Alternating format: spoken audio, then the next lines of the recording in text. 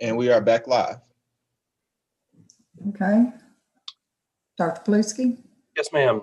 Madam President, members of the board, action item 4.1. I am requesting to make an amendment to the employment of personnel report to include Mr. Charles Jones, Director of the North Little Rock Academy, to interim principal of 7th Street Elementary School effective tomorrow, April 2nd, 2021, and also to include Miss Tiffany Lard, Assistant Principal of North Little Rock Academy, to Interim Director of North Little Rock Academy, also effective tomorrow, April 2nd, 2021. Okay. Madam Chair, I move that we accept the amendment to the personnel to include license transfer and changes.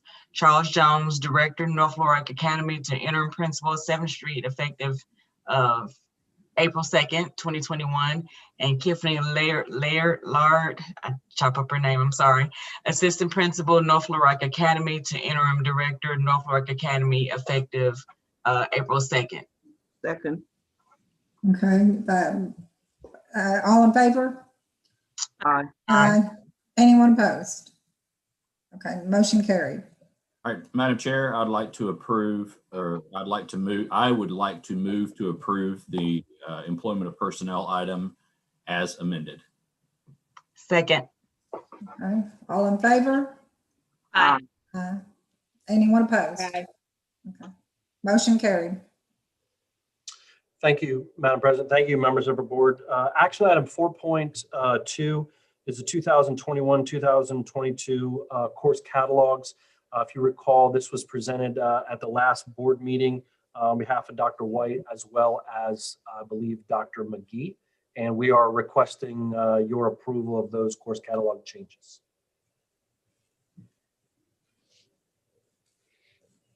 Madam Chair, I would move that we approve the 2021-2022 course catalog changes as presented.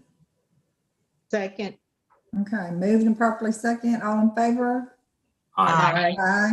Anyone opposed? And motion carried. Thank you, Madam President.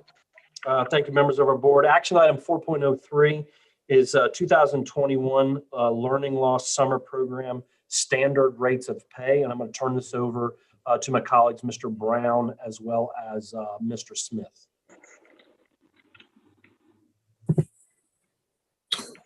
Good evening, Dr. Paluski, Madam President, members of the board. Mr. Brown is going to share with you an updated version of what you have on the board minutes, and he is going to share his screen right now.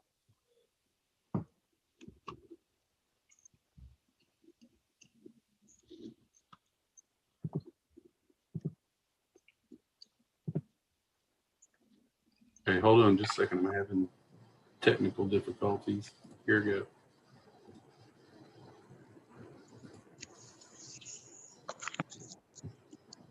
All right. Can you see that screen? Yes, sir. Okay. Members of the board, this is our 2021 Learning Loss Summer Program rates of pay. This was a team effort. The executive team came together and we established what we think are competitive rates for this summer because of the extreme need for teachers. And so if there are any questions, I'll be more than happy to go through this, but we ask that tonight you guys approve this for the summer loss, learning loss summer program for 2021. I've got a quick question.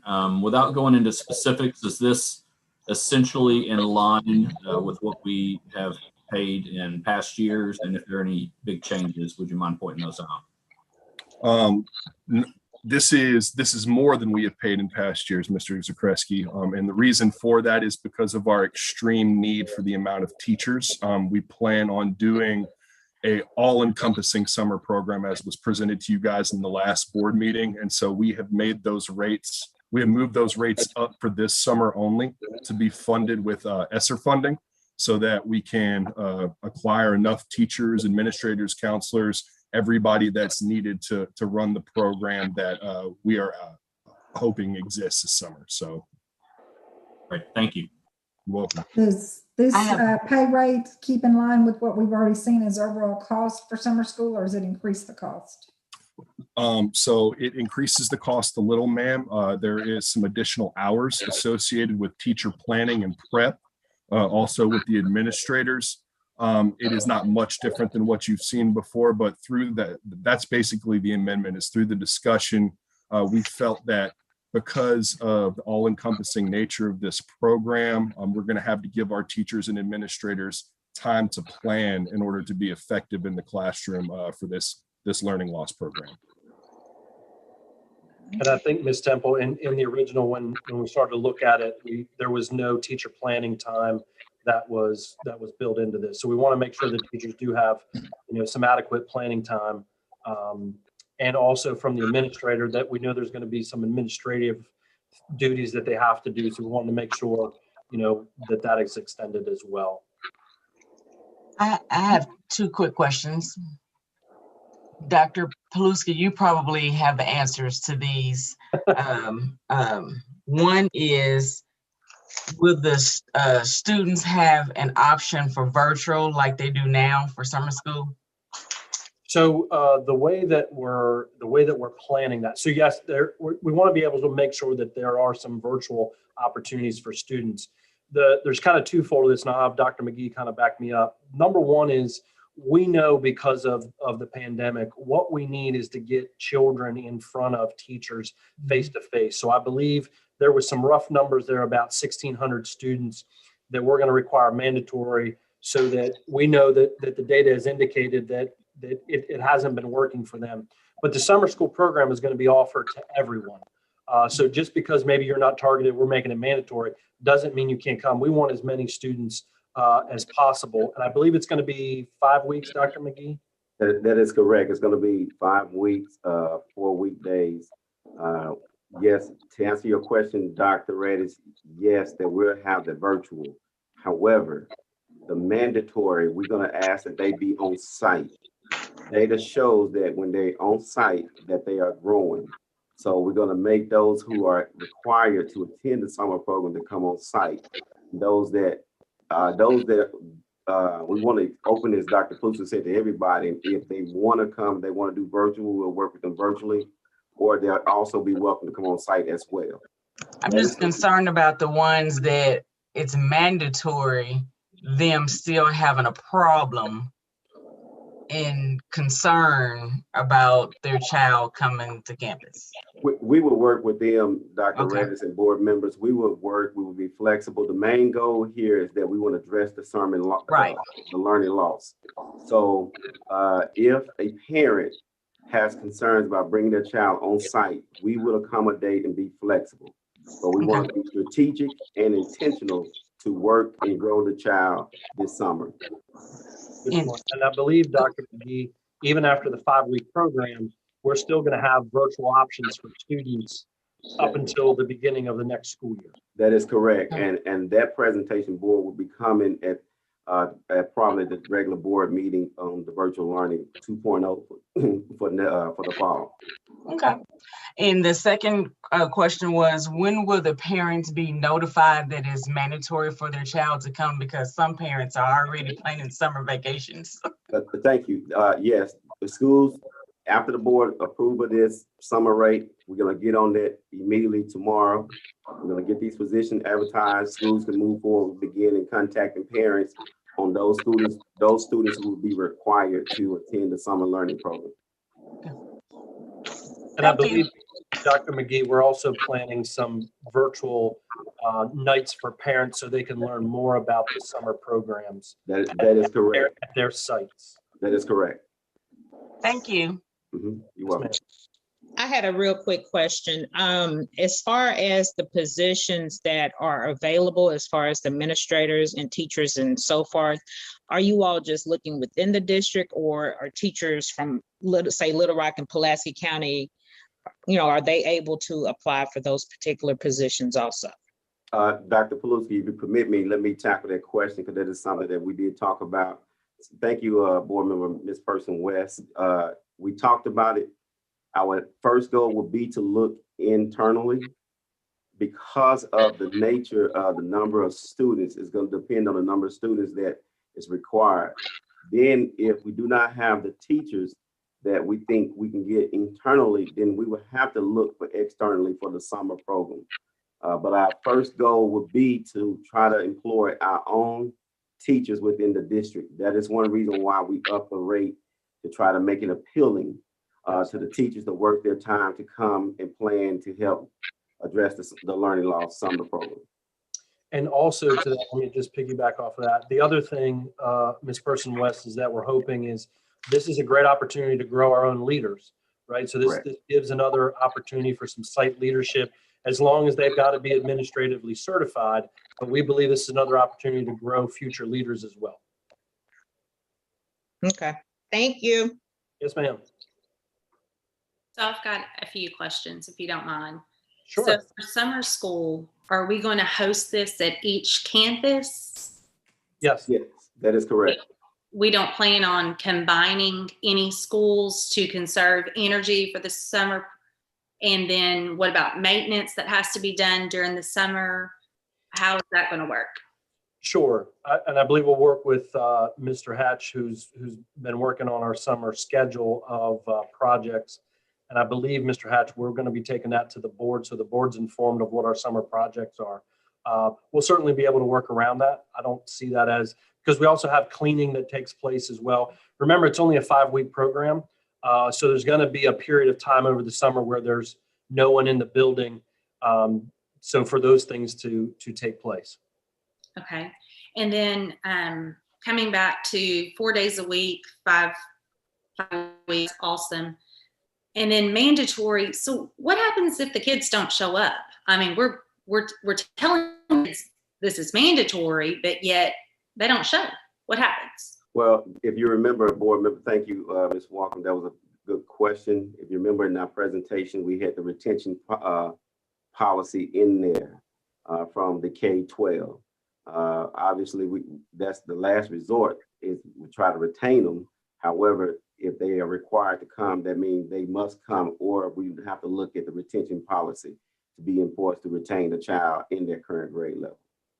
And then please be mindful too as well, in the secondary, this is a great opportunity to make sure that we get the kids to recover the credit and keep them on track, as well as trying to address the learning loss as well.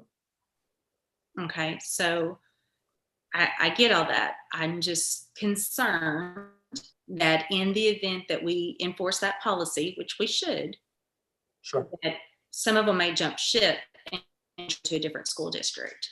And I know just overall, our numbers are already low. So it's just something that's on my radar that I'm a little concerned with. We're going to do our best, Ms. Walker, to that's a great point, very good point. We're looking at exploring that. That's one reason why we want the schools to start hosting these conversations now, so that we can give parents the value of why they need to attend summer school. The focus is to try to get them to grow them. So we're going to do our best to make sure that we work with the parents as much as possible, but also educate them on understanding why. It's going to be just 20 days that we can do this, and in terms of the learning loss, but we're going to try our best to accommodate them. If they can't come on site, then we'll work with them virtually so that we can give it moving forward. Okay, last question.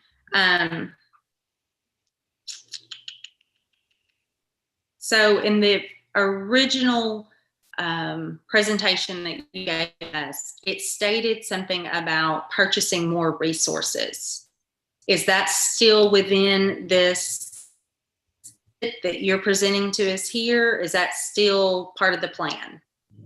Yes, whatever resources that we need to make this summer learning loss summer program successful, that's a part of the ESSA funding, the rationale that we can spend that funding. Yes, that is our intention, to use those resources to put it towards our kids' needs so that we can grow them. So that might be, just piggybacking off that, that might be some supplemental curricular resources as an example. That is an allowable expense. I wasn't there for that, but I'm assuming, Dr. McGee, is that you're referring to additional? That is correct. It's just supplemented resources. Like, I think one of them was the extension of Edgenuity for the secondary. I think a couple of Waterford or Lexile for the elementary, those different programs like that. Okay.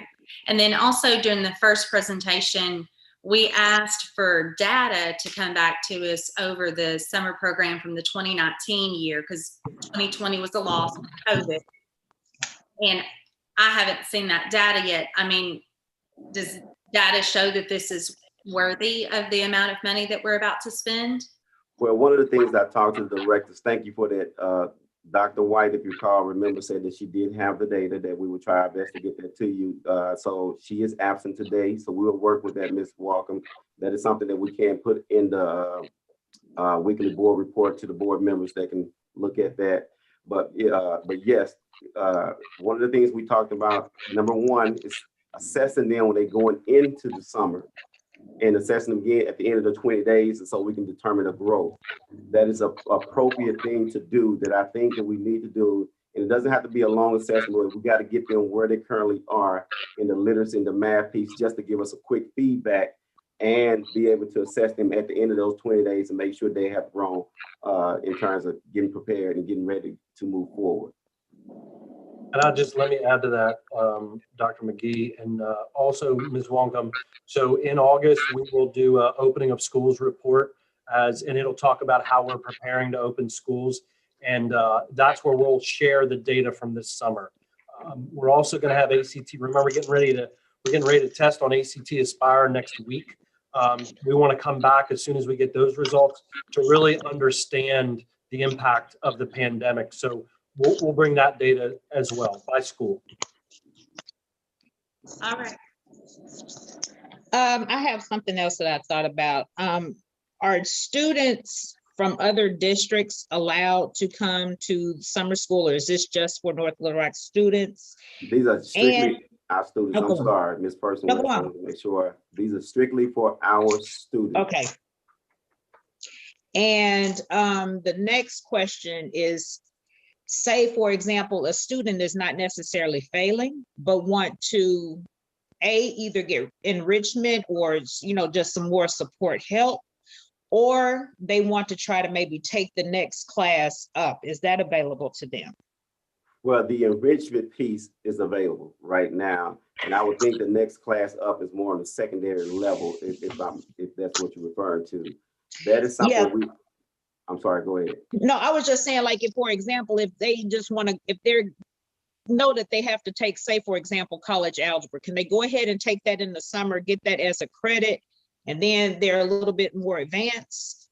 We have not discussed them taking those advanced courses because, number one, we want to stay to try to address the learning loss, but also add the enrichment piece to the students for those who want to continue to look to advance. Please be mindful too now that we want to kind of keep our kids group where they're supposed to in the class and keep them, they can take their courses like that. That's going to help us in the long run to with the ESSA score versus even if, for example, even if we allow kids to get ahead, it's benefit in the students, but it also kind of hurt the district as well because if that makes sense. So we want to try to weigh this out on case by case basis, if that makes sense. Okay, yeah, it does. Thank you. You're welcome.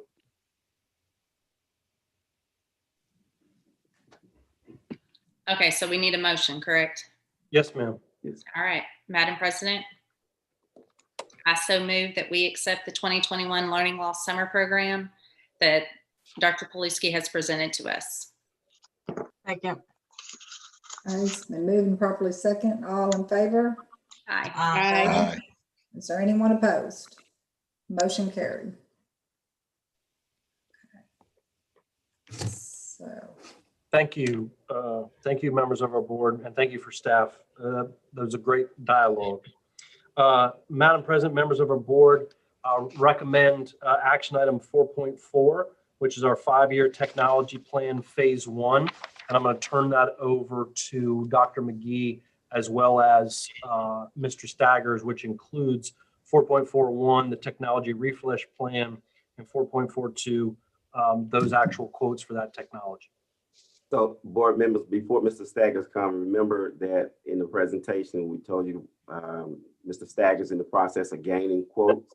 We want to continue to follow our policy to gain 3 different quotes. We have now obtained those quotes, and he's ready to present those numbers to the board. I think you've already presented, adding to him and making his recommendation. So I'm going to stop here and let Mr. Staggers come, and then we'll ask for a favorable vote, so that it is very imperative that we vote on this so that he can place this order to get this technology here during the summer, so that we can have every teacher the 2 devices ready to go by the fall. So we have to place the order so they can be here, and Mr. Staggers and his staff can begin planning that. Mr. Staggers. Yeah, Mr. McGee. Yes, sir. Yeah, is this the same proposal we saw before? No, well, this is the same proposal. Yes, sir, it is, that we saw last several weeks ago that we presented. Okay. And the only addition was he added the 3 quotes from that we follow our policy to, so that he can obtain the vote to be able to begin to place this order. Okay, thank you. You're welcome. All right, Staggers, would you like to cover those quotes? Yes, sir. Thank you, Dr. McGee. Madam President, members of the board, Dr. Paluski, Dr. McGee. The 3 quotes that we obtained for the equipment that was outlined in our technology refresh plan were from CDWG. They came in at about 2.524 million. We also went with another company that we reviewed, Trox, which all 3 of these companies that we surveyed or that we requested quotes from are on state contract and also tips taps. So they've already been vetted by all of our regulatory bodies. But the Trox quote came in at 2.531, and then we went Dell Direct. So the Dell Direct quote was 2.634. My recommendation is that we go with the CDWG quote of $2.524 million for the equipment that will double the resources in all classrooms and also outfit students with Chromebooks. If there are any questions about those quotes, about the presentation that was made a couple weeks ago, I will be happy to answer them. Very good. And Mr. Steiger, just so I'm clear, we've got the 3 quotes. Is there the one that's being recommended? Yes, the CDWG quote for 2.524 is my recommendation. It is the cheapest quote. It's also the vendor that has assured me that has the equipment in stock right now. So upon approval, we'll move swiftly to get the process started so that we can get that equipment in and have it ready for the summer. And these quotes were for the same equipment, correct? Yes, ma'am. Okay, all right. Is there a built-in warranty as a precaution? Absolutely, Ms. Wonkum. It's been my mission to not buy anything that does not have warranty, especially break-fix warranty. Good deal. I mean, you know, the kids are going to touch it. We're going to need a warranty. Absolutely, absolutely. Okay, tell me one more time what that equipment is so I can write it down for the motion. Okay, the equipment is we're going to outfit each classroom with a Dell mini desktop along with a new laptop. So the teacher will have 2 options for instruction. What we realized, again, as I mentioned in the previous presentation, was that during COVID, with them only having 1 option, they had to disassemble their entire classroom when we had to turn around and go home. This will give them 2 options for computing in their classroom, which we feel like that would be very beneficial to them. Also, a laptop case is included with that. Also, a 24-inch monitor is included with that for each classroom to be outfitted with, and 1,000 Chromebooks. So we'll also have Chromebooks evenly distributed to schools as well. So we're essentially going to outfit teachers with 2 options, a monitor, a case, and then all the kids' Chromebooks and a case as well. If I could just add to that, Ms. Wonkum, this has come up as a theme in my 100 days. As I've talked to teachers, many teachers are telling me their laptops are 7 or 8 years old. Yes. Matter of fact, Ms. Person West and I were at a school and we watched the teacher where it was just absolutely spinning. So your approval is going to make some very happy teachers with support. Okay, and what was the name of that quote? The CWG, is that the one you wanted, you said? Yes, ma'am. Okay. Madam President? Yes. I have a question. Is this federal money? Yes. Question. Mr. Staggers, Mhm. I did not hear the clarity on what Ms. Walker asked, but I'm asking again. How many years I'm speaking from the past, but how many years do we have to turn over, renewal? Refresh technology is recommended for 5 years. That's largely dependent on your cash position as an organization. We've been fortunate but unfortunate to get the funding from the federal government for CARES and ESSER. So we've got a very large cushion that will carry us through the 5 years. And the two options for each teacher will extend the life of the devices. So they won't have just one device that will go out in 3 to 5 years. They'll actually have two devices that will give them more options. And let me add to that, Mr. Staggers and Ms. Williams, I think this will help the board understand. This is also a part of Mr. Staggers' refresh plan, that we will have a true refresh plan, that at the end of each year, how we gonna be able to refresh those devices. So this is only jump starting us by putting everybody on even playing field. Then we'll have a plan on these certain buildings will be refreshed. Then the next phase will be another set of buildings. So this will help us get started with this plan. And when we phase that into students, we'll be doing it by grade levels. Correct. Yes, sir.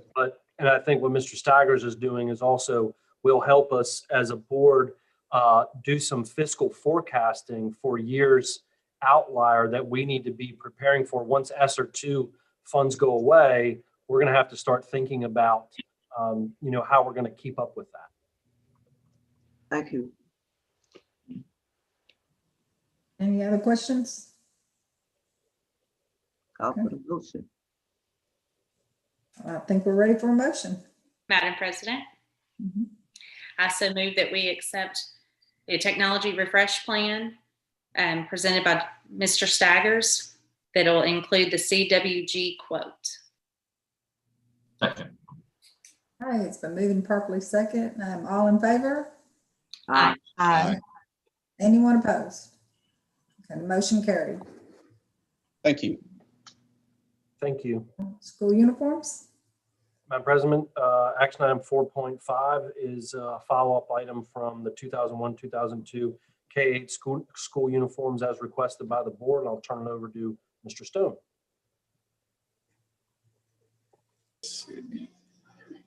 Can you guys see the screen there? Yes. Yes. Okay. Thank you. Tonight, Madam President, board members, Dr. Paluski, Dr. McGee.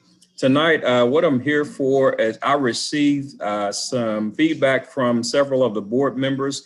I'd like to thank you for that feedback. This is going to give me an opportunity to work with the committee and get those changes done and talk with the committee about those changes, as well as other changes for the handbook that will be coming your way soon. I'll say shortly. But tonight, what I'm interested in is if you guys are we going in this direction, or are we going to stick with uniforms? So that's what we were asking you for, just a decision on which direction we want to go. And since you guys are giving me feedback, I'm thinking this direction, but we need to let our parents know as early as possible which direction we want to go so they can start buying clothes, proper clothes for however they're going to be outfitted for next school year.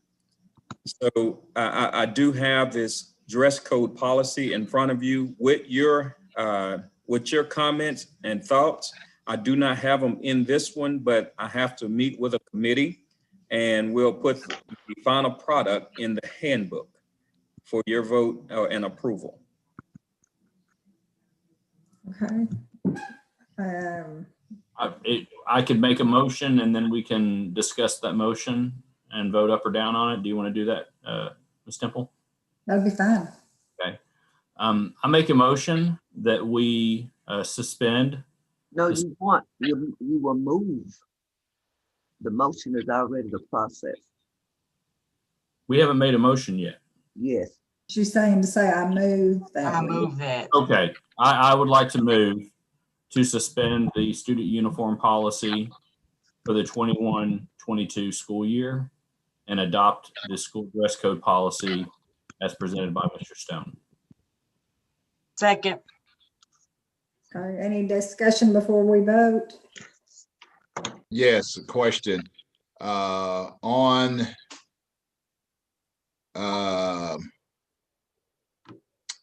the yoga pants, leggings, I don't know what all that is. Yes, thank you. Was that in the policy last time? Can you refresh my memory on that? Yes, sir. This has been in the policy. This is actually, I took a lot of this from the high school dress code policy.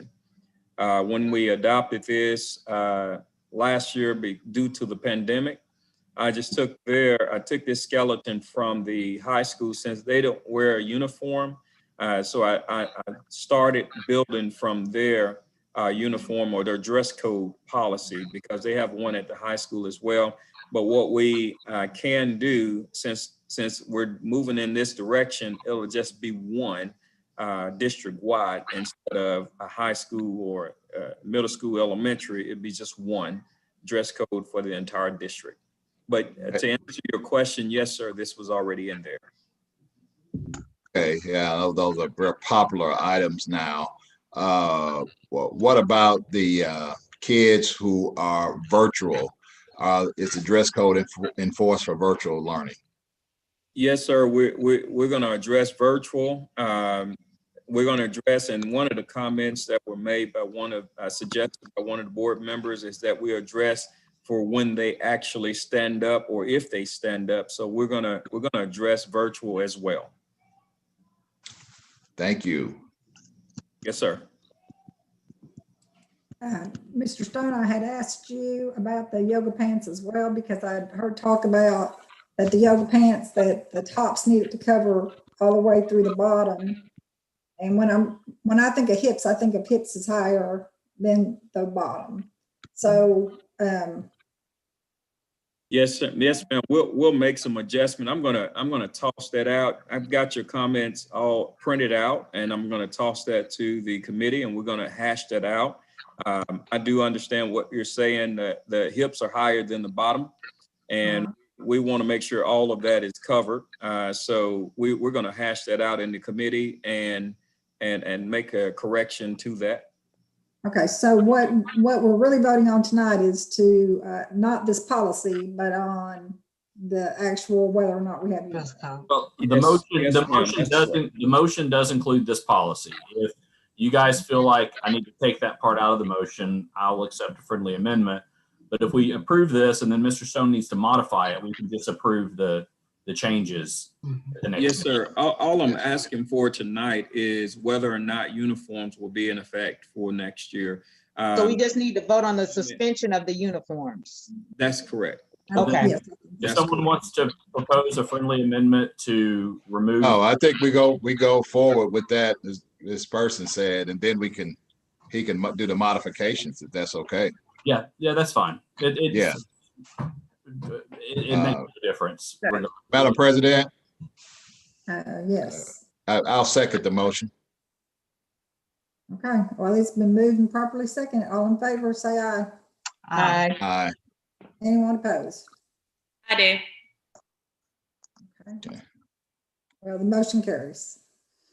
Madam Chair, before we adjourn, I'll make the motion to adjourn to workshop. But before we do, I have something that I need to get off my chest. So I need to make a quick comment.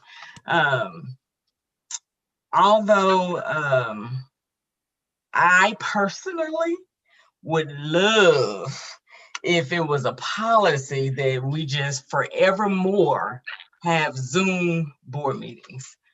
I love it because it's convenient for me because I'm diabetic. And so when I need to eat, I can just turn my screen off, eat, and keep pushing. However, after tonight kind of confirmed my beliefs that we need to be thinking about, if we're going to make it mandatory that we do in-person summer school, it looks hypocritical that we still do Zoom meetings for board. I believe that we have the technology, we have an excellent IT program.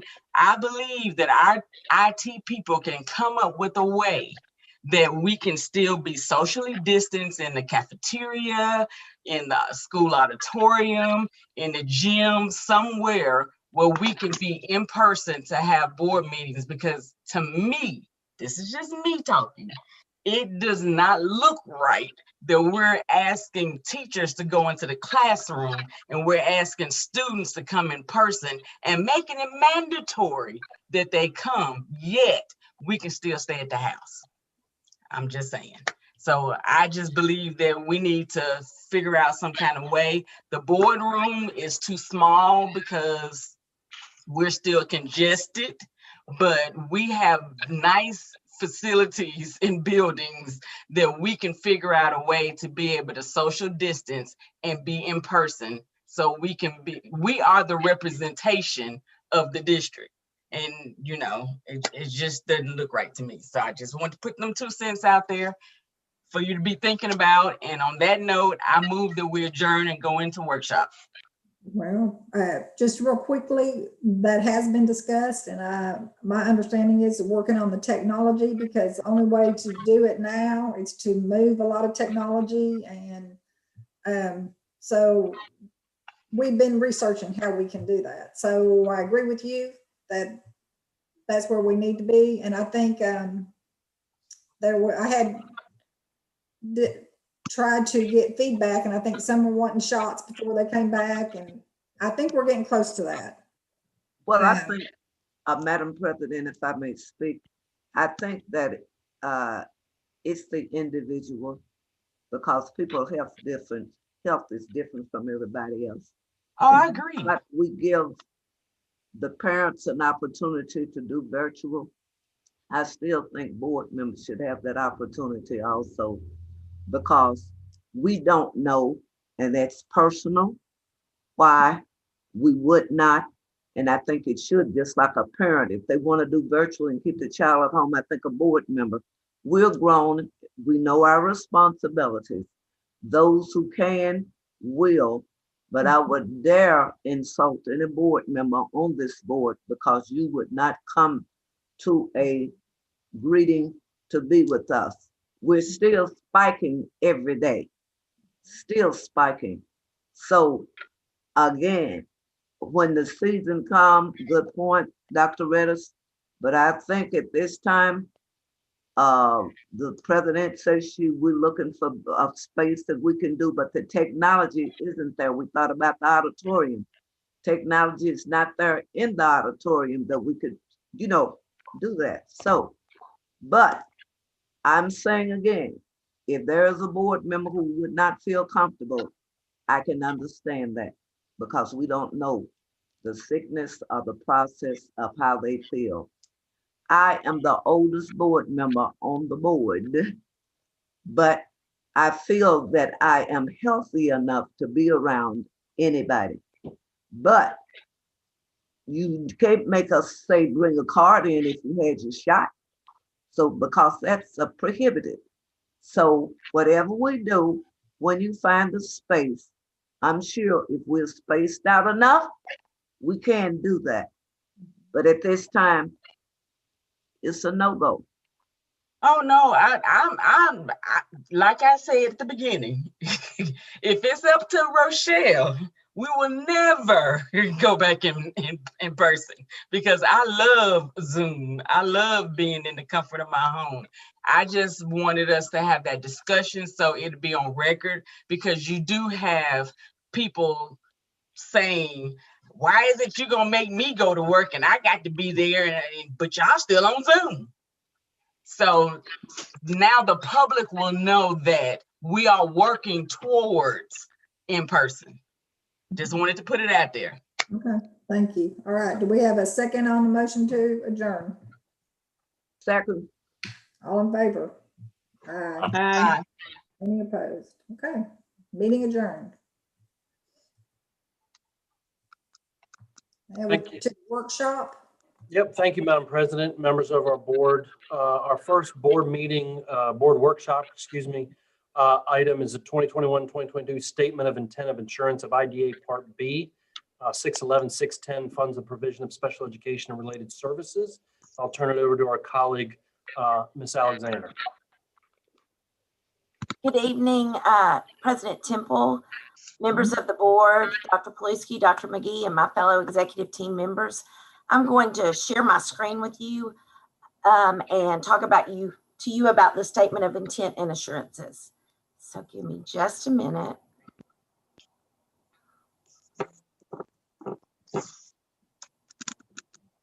Can you see my screen? No, ma'am. Not yet. Hang on. Technical difficulties. Okay, let's try this. Can see it now. Thank you. Yay. Okay. Hold on. I want to give you a different view. I don't know how to get my notes off of there. Are you guys okay? Can you see it okay from where I am? Is that going to be okay? Okay. The statement of intent and assurances for IDEA Part B, 611 and 610 funds for the provision of special education and related services. This is something we do every year. This is where I'm going to go over with you, but it's just us saying that we will spend all of our federal special ed money on special ed and related services. So I'm going to explain that to you just a little bit, the law, where it comes from. And then at the end, at the board meeting, I'm going to present this as an action item because it does have to be board approved. And then Ms. Temple, I will need your signature on it as well as Dr. Paluski's. So this is the law, and it's Arkansas Code annotated 620-2202. It's from the Individuals with Disabilities Education Act, which is IDEA, and the rules and regulations of the Arkansas State Board of Education.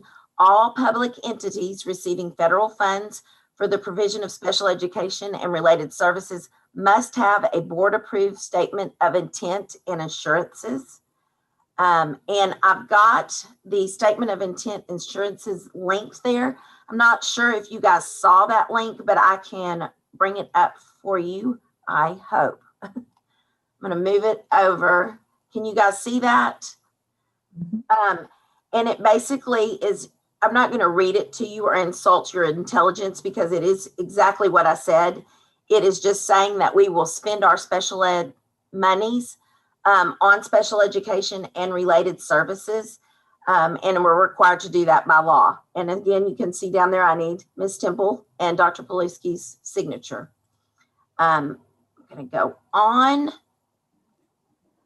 So when the North Little Rock School District adopts these, we agree to implement special education and related services, procedural requirements and program standards, and special education eligibility criteria, and program guidelines for children with disabilities ages 3 to 21 to ensure that it provides special education to enable children with disabilities to participate in regular educational programs, and that each child has a properly developed individualized education plan, which is an IEP.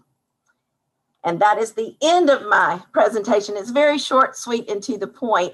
We do this every year, but I am happy to entertain any questions that you might have for me. Any questions? How are we doing during the pandemic? Have we had any cases to come up where they say the no child needs have been met in the special education services, Ms. Leanne? We have not to date. I have not received any that we have not. We have very few students that are virtual that are receiving special ed students, most services. Most of them have come back face to face, and it's a much better way for our special needs students because that face to face, hands-on, manipulatives, in person, that's why I think we're doing we haven't had a lot of cases of not meeting their needs. Okay, very good. Anybody else have questions for me?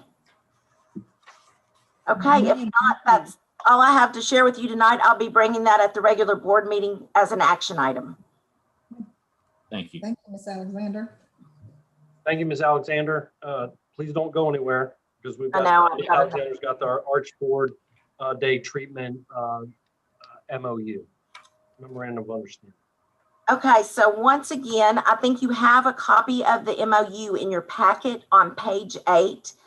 This is something I usually bring to you guys in August. I think that they are trying to ensure that we are going to pay for our 50 spots to program for the next year. So our day treatment program is through Archford Cooperative. We purchased 50 spots. 25 of those are regular education spots and 25 of those are special education spots. These are for our students that need wraparound services. So they provide individual mental health counseling. They also provide group counseling, and they have therapists on staff. This is the program that is located at our old Lynch Drive Elementary School. They are called Horizons, but they are run through Archford Cooperative. It is a large amount of money. Every year I say that to you guys. Someday it is my dream that we figure out a way for us to provide these services ourselves through North Little Rock. But right now it is our best option. So I just wanted to bring the MOU before you tonight. I'm going to be bringing it as an action item at the board meeting, but wanted to just give you a heads up that that's coming a lot earlier this year than it does normally. Does anyone have questions for me about that MOU? Ma'am. Okay, if not, thank you so much for hearing my presentations, and I'll see you guys again with action items at the board meeting. Thank you. Thank you, Ms. Alexander. Thank you, Ms. Alexander. The next item is North Little Rock School District resolution for safety guidelines during COVID-19. If we all recall this week when the governor had lifted the mask mandate and had given school districts a little bit of flexibility, that we had put out a communication the other day. And certainly it is my recommendation that we remain and continue the course of wearing masks, social distancing, washing our hands, although we knew we were going to have a board meeting, which is why we wanted to bring the guidelines to you, allowed you to have, discussion. And if you wish us to bring it back, if you wish to, make a modification or a change, you certainly have the right to do that. But my recommendation would be to remain, through the school year, and we'll see where the summer would be. We can certainly come back and amend this at any time during the year, during the remainder of the year or the summer. That would just be my recommendation that we had put in place as we continue to discuss this topic. I just have one comment. I've expressed this to you privately, but and I know that some local districts are doing differently than what we're doing here, but I appreciate the safety of the staff and students being kept first on the list. And I think this was a good decision. Thank you, Mr. Kresge. Thank you.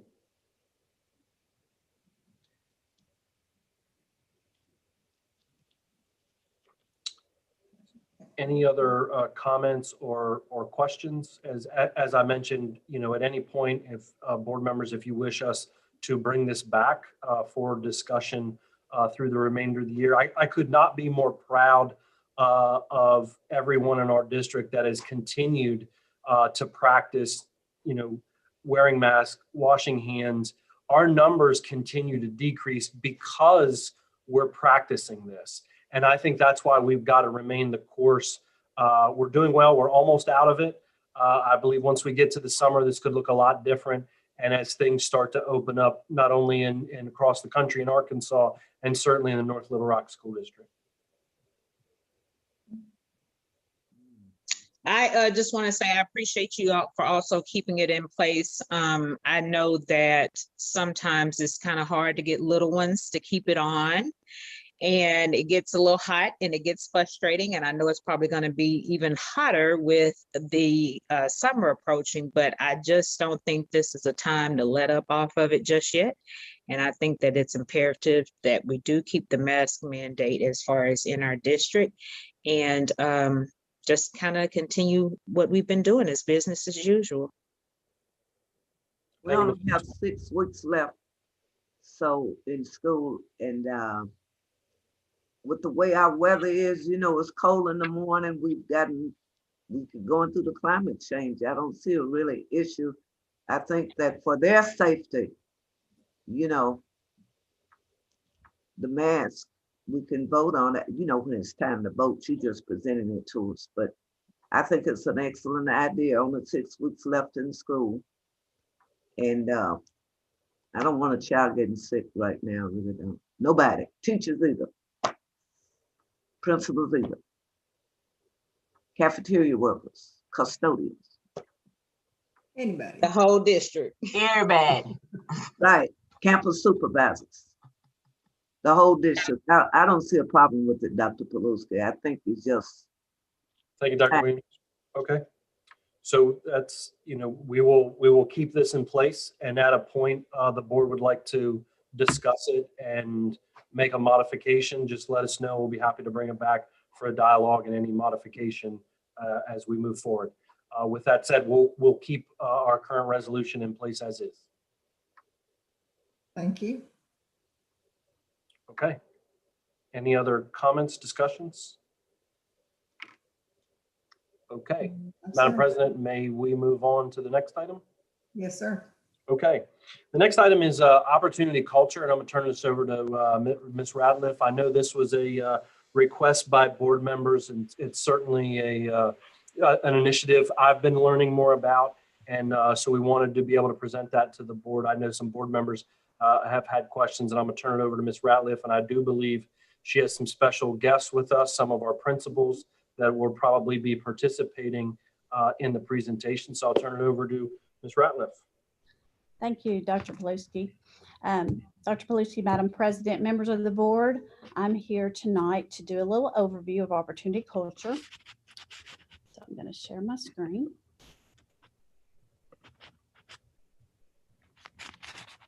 All righty. Of course, my name is on here because I'm going to lead us through this, but the majority of this presentation came from people out in our buildings that are actually doing the work out there for us. So the purpose of the presentation is to talk about opportunity culture and to explain a little bit more in depth about what it is, why we have it, and how it's taking place in our schools. And then we have 3 representatives tonight from Boone Park. We have Mr. Steve Urbano to be here with us. From Ridge Road, we have Mr. Matthew Howe. And then from North Little Rock Middle School, we have an acting MCL multi-classroom leader, Miss Courtney Davis, that will be on here to talk about the work going on in their schools. So when we talk about the why of opportunity culture, it is a reach to students and educators. When we're talking about students, we're talking about excellent teachers that are actually doing excellent teaching and making it consistent and reaching more of our students with their high skills. And when we reach all educators, we are looking at a way to help with opportunities to advance them in leadership roles. Maybe they don't want to come out of the classroom and be an administrator, but they're great teachers. So this is an opportunity that they can benefit from being a leader in their building. Then the next part about opportunity culture here. Of course, we were the first ones. North Little Rock School District was approached by the Department of Education to take on this initiative. They actually funded us with grant money the first year that we did this. And so their goals for opportunity culture are to explore how the districts can engage their teachers in leadership capacity, discover how to have a greater impact on student learning and teacher growth, and then tap into your actual human capital that you have in your district. On one side here, you see the OC principle, what it is, and then what would it look like in an actual classroom. So when we're talking about reaching more students with excellent teachers, those are MCLs. Those are multi-classroom teachers. They are seasoned teachers who have been proven to move students, high test scores. They're great leaders, and so they lead teams of teachers. Then there's protected time in the school day, and principals make sure in schedules that teachers, these MCLs, have time, release time to go observe, team teach, coach, do things with those on their team. And then they work to match authority and accountability to each person's responsibilities and their strengths. And so the principals work with the MCLs, they observe them, evaluate them, and make sure that they are keeping a positive impact on student learning there in their building. We have 2 opportunity roles that are taking place in our schools here in North Little Rock. We have what's called a multi-classroom leader. That's a certified teacher. And they are, like I said before, they have high growth. They have a track record of moving students, high data. They are good at lesson planning, data analysis. And so this is what these individuals are that are teachers. But then we also have a reach associate. And so these are advanced paraprofessionals. They're more than what we've had as paraprofessionals in the past. They actually have professional development. They have lessons on how to actually step in and take over the role of the MCL when the MCL leaves to go to another classroom to team teach, or working with a new teacher. They actually step in and actually take over the class and teach. Now I'm going to turn it over to Mr. Urbano. He's going to take it from here. Are you with us, Mr. Urbano? Yes, ma'am. Okay. Good evening, Madam President, members of the board, Dr. Paluski. I'm Steve Arbona, and I have the honor and privilege of being the principal at Boone Park. And when I became the principal 4 years ago, and I heard about opportunity culture being implemented across the district, I was chomping at the bit to bring that into Boone Park. And last year, we had the privilege of bringing a design team to the process, and we spent the year really going through and what that was going to look like for Boone Park. And this year, of course, as we know, we're in the middle of a pandemic, and we have not been able to 100% fully implement our plan. But we are hoping that, you know, next year with the pandemic on the decrease, and with people being immunized and different good things like that happening, that we will be able to 100% fully implement our plan for opportunity culture. And this year we have seen shift in our teaching, and shift in the way that things are happening at Boone Park. And, you know, looking down the long range, I see wonderful things happening with our students and with growth. And this is our Boone Park opportunity culture team. I have 3 partial release MCLs. That means that they not only teach full-time, a full load of students, but they also are able to go into their colleagues' classrooms. And in kindergarten and first grade, my partial release MCL is Mrs. Meredith Kelton, and her reach associate is Miss LaSherica James. And in second and third grade, my partial release MCL is Mrs. Crystal Heiser, and her reach associate is Mrs. Iamara Vasquez. And in fourth and fifth grade, my partial release MCL is Mrs. Roz Utley, and her reach associate is Sam Adkins. And from that group, I'm also excited to say that Miss Adkins, from her experiences this year, has approached me, and she is looking into the process of eventually becoming a classroom teacher and being certified as well, which is one of the benefits of opportunity culture. Is we really would like to see our reach associates, grab that opportunity and eventually become classroom teachers through this experience of learning from a master teacher and seeing, the great things that are happening in classrooms. On my next slide, we asked some of our teachers to share testimonials from things that were happening around the school with opportunity culture. And one of those is from one of our great first grade teachers, Mrs. Vicki Thomas. And she talks about her MCL, Ms. Kelton, saying that I always feel comfortable asking Mrs. Kelton about anything from district policy and report cards to assessments to questions about technology.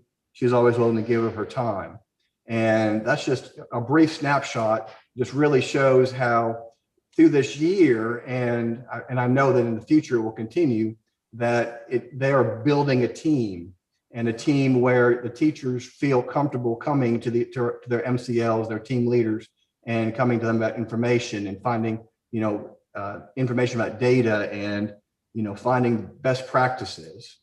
On the other side, we have a special ed teacher at Boone Park, Mrs. Cindy Russenberger, who talks about our other two MCLs, Mrs. Utley and Mrs. Heiser, saying Mrs. Utley is very interactive with all the teachers and her Reach Associate RA.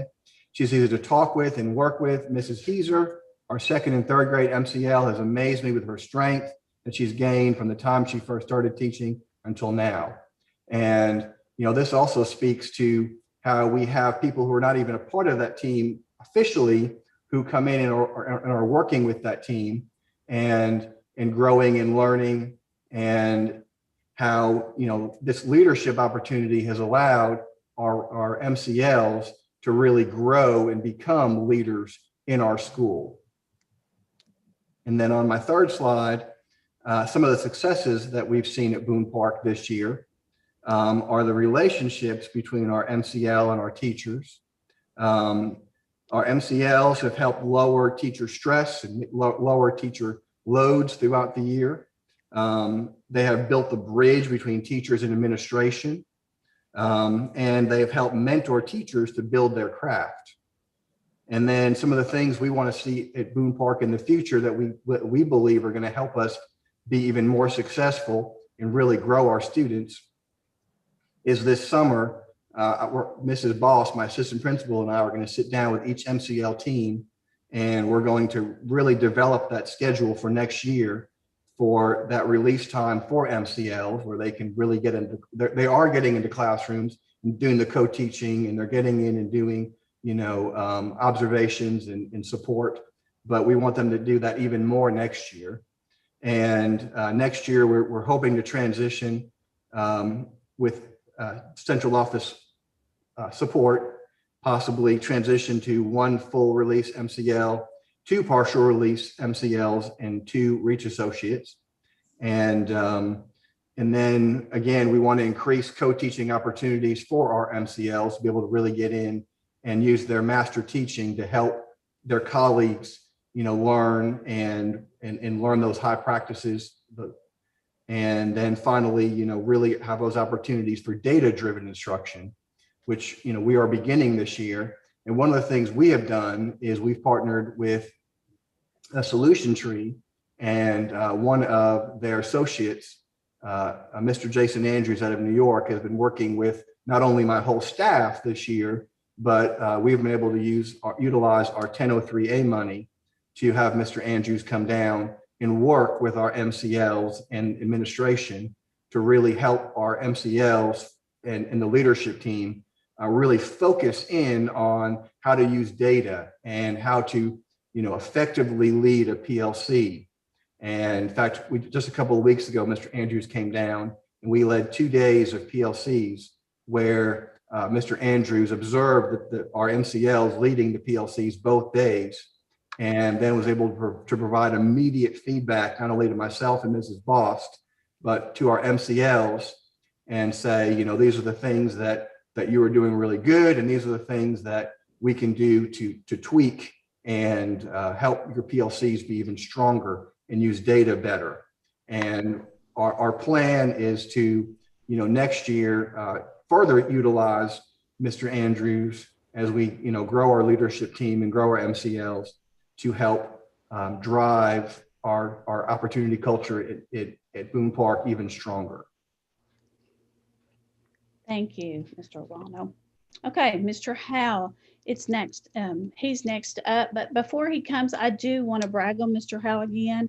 because the Public Impact, who helps us with Opportunity Culture, has reached out again to him, and he's actually going to be representing North Little Rock and speaking about Opportunity Culture and what it's done with his school on a public level. So I'm going to turn it over to you, Mr. Howe.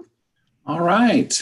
Good evening, Madam President, Board, Dr. Paluski, Dr. McGee, and everyone else. Thank you for the opportunity I have to be able to speak about Opportunity Culture at Ridge Road. Very proud of the work that we've been doing over the last several years. A lot of the information that's been shared already is very similar to what we're doing here at Ridge Road. We have 4 full release MCLs, meaning that the MCLs are not tied to a classroom. They are separated by pretty much grade level and content. And so they work with 6 teachers. And we also have another teacher, our self-contained teacher. They share the load with her. And so they each take turns doing 2 weeks with her to address the needs that she has and use the strengths they have to be able to focus on what it is she needs. But the MCLs support the teachers through co-teaching, lesson modeling, going in there and working with the teacher, and then afterwards having coaching conversations. They're able to do some of that through the scheduling that we have put together for the RAs, the Reach Associates, to be able to supervise the students so that the MCLs can meet with the teachers. They do keep track of their progress. Each of the MCLs has a progress tracker, and here's an example here on the right-hand side. But they go ahead and log in what they've done with the different teachers. There's actually a tab at the bottom for every teacher that they see. And then we can go ahead and see the progress that the teachers are making and the MCL is making with the teachers. And so Miss Lawrence is actually overseeing our kindergarten. She does see 1 first grade teacher. She's overseeing that MCL. And so both of us together work with the MCLs to go ahead and support the work that's being done. Thank you. The MCLs analyze and prepare various data. They utilize that data to go ahead and have our weekly PLCs. We call them collaborative team meetings here at Ridge Road, but they facilitate that through the creation of agendas that are very detailed in terms of what needs to be addressed based on the 4 essential questions in the PLC process. What is it that we want the students to know? How are we going to know if they've learned it? And then if they don't get it, what are we going to do? And then if they do, what are we going to do next? And so we've actually also been working with Solution Tree and actually with Jason Andrews as well. We're focusing on the common formative assessments. Those are our way to find out, have the kids gotten the material? How are we rigorously assessing them to see, do they have it? We have implemented a win time, what I need time this year, 50 minutes every day, school-wide, that addresses the needs of the students based on the data. What is the data showing us? And so ideally, without COVID, that would be across grade levels. It would be across teachers per se, but because of our limitations this year, it's been pretty kind of focused within the classes. But the MCLs and the RAs do provide some of those interventions. And so those are ways for us to address those needs on a daily basis. And in terms of the success that we've seen at Ridge Road with Opportunity Culture, in 2017-18, we had, and for some of you on the board, you probably remember this from several years back, but we had 41% of our certified staff that chose to leave. Since implementing Opportunity Culture and the collaborative environment that we've created here at Ridge Road, that has decreased to 7% in 2019 to 5% last year. Our NWA data and other data is showing growth. We're seeing our students are making gains, and so we are celebrating that. The responses to the survey that Public Impact puts out each year to see how we're doing, and even the visits they've made to our school, they have been impressed by what we've been putting into place.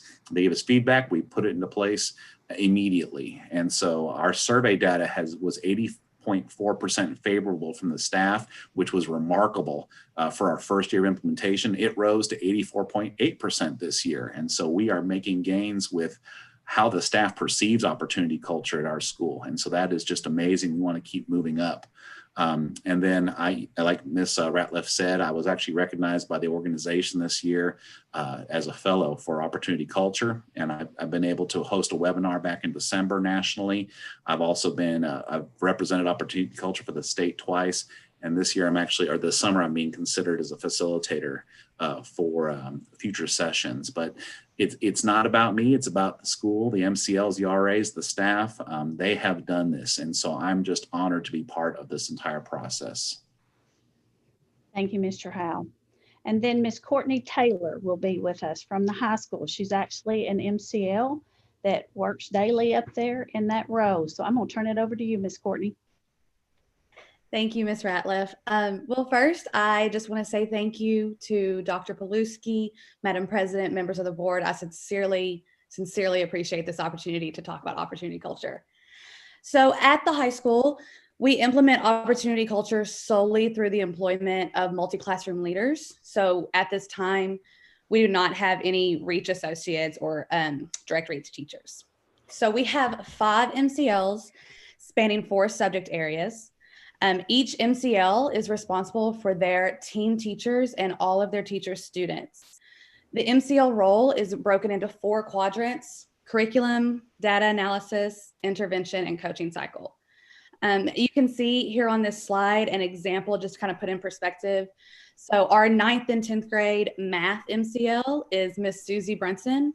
She is responsible for 6 courses, 9 teachers, and 898 students.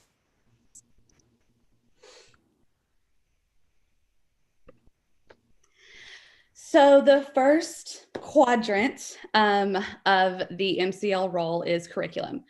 So at North Little Rock High School, we have been working for the past several years to develop common curriculum across all core subject areas.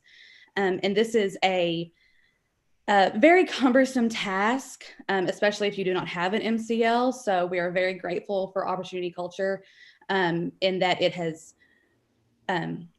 made the pathway to a common curriculum, a viable and reliable curriculum, significantly easier. And so the first step in doing so is developing essential standards. To do that, we take the Arkansas state standards, cross-reference them with the NWA standards and the ACT Aspire standards. And then from there, we develop common lesson plans. That we do this as a PLC team through the leadership of the MCL. Then once we have those lesson plans, we develop a common pacing guide just to make sure that everyone is in the same area of the curriculum at all times. And I will say, you know, we knew that this was something that was necessary. We knew that it would be beneficial for our students. We did not know how imperative it would be this year, you know, just because of everything that has gone on due to the pandemic, with students moving from virtual to face-to-face and face-to-face to virtual and back and forth. This has been a true benefit to our students, because if a student moves from teacher A's virtual class to teacher B's face-to-face class, there is not a significant learning loss because we're all in the same place of the curriculum at all times. So very, very grateful for that. The second aspect of the MCL's role is data analysis. The purpose of data analysis is to ensure a reliable, data-driven curriculum. And so the MCL is responsible for analyzing data in various different forms, predominantly CFA, RTI, NWEA, and then either ACT or ACT Aspire. I do want to touch on what a CFA is. That is a common formative assessment. Again, this is imperative, or this causes that common curriculum to be imperative, so that we can see across a course how students are achieving on those essential standards. So the MCL, along with the PLC team, analyzes those CFAs, and then from there determines if intervention is necessary for a certain group of students, or if there are holes in the common curriculum that need to be addressed, and we can do that immediately. So and then the second biggest portion, I guess I would say, of the data analysis is RTI, and we will talk about that on the next slide. So the third part of an MCL at NLRHS is intervention. And we implement intervention primarily through RTI. RTI Tier 1 is intervention that occurs in the classroom. This is the focus of our social studies and our science MCLs. They pull students directly in the classroom or create small groups in a classroom to fill learning gaps that may be occurring that they are seeing through that CFA. Tier 2 intervention occurs during our flex block. That is the primary focus of our math and English MCLs. They help teachers and they pull small groups during flex to provide an extensive 2-week study on a given essential standard if we see that a student or a group of students are missing the same essential standard repeatedly. So this really gives an opportunity to address learning loss immediately, which again is imperative this year. And then finally, the final portion of the MCL's role at North Little Rock High School is the coaching cycle. And while all 4 portions of an MCL are very important, I personally would argue that the coaching cycle is the most high leverage, because as educators, we all have made a commitment to be lifelong learners. And sometimes it is difficult to implement professional development that you can ensure is going to be used immediately. So this coaching cycle really provides that opportunity. So it starts off with an initial observation. The MCL will observe a teacher's class for 30 minutes or so, and just, to get a different perspective. It's a different vantage point. And then within 24 hours, the MCL will sit down with that classroom teacher and have a debrief. What were the goals of the lesson? Do you feel like those goals were achieved? What do you feel like we need to work on? What area would you like to grow in? And so through that initial debrief, the teacher and the MCL come up with a goal for this coaching cycle, and then they determine an action step. And the action steps, there's really a range, but they're usually either co-planning, co-teaching, modeling, peer observation, peer practice, or some form of homework, which would be more of a research-based action step. So then over the course of the next few days, within probably a 1.5 to 2 week period, the teacher, along with the MCL or other members of the PLC team, will engage in that action step. And then at approximately a 2-week mark, a re-observation will occur where the MCL goes back into that same classroom with that teacher, observes, focusing only on the goal, and to really see, is this goal being implemented? Is it being achieved? And then there is another debrief within 24 hours where the MCL and the teacher discuss that. And they come to a conclusion, and it could be that, maybe we need a little bit more work on this goal. Maybe there's a different action step that would actually help more. And so we want to redo this coaching cycle. Or maybe it's that, I think that goal has been achieved and we can move on to something else. And then the coaching cycle continues. So those are the 4 aspects of an MCL at North Little Rock High School. And I can say that it has been truly beneficial. Thank you. Well, that's all we have for our presentation to do the overview of our opportunity culture. I again want to thank Mr. Howell, Mr. Urbano, and Ms. Taylor for taking the time to come on here and explain what's going on there in their building. At this time, if you have any questions, just let us know. Okay, Ms. Ratliff. Yes, ma'am. I would like to ask Ms. Taylor, where is she? High school?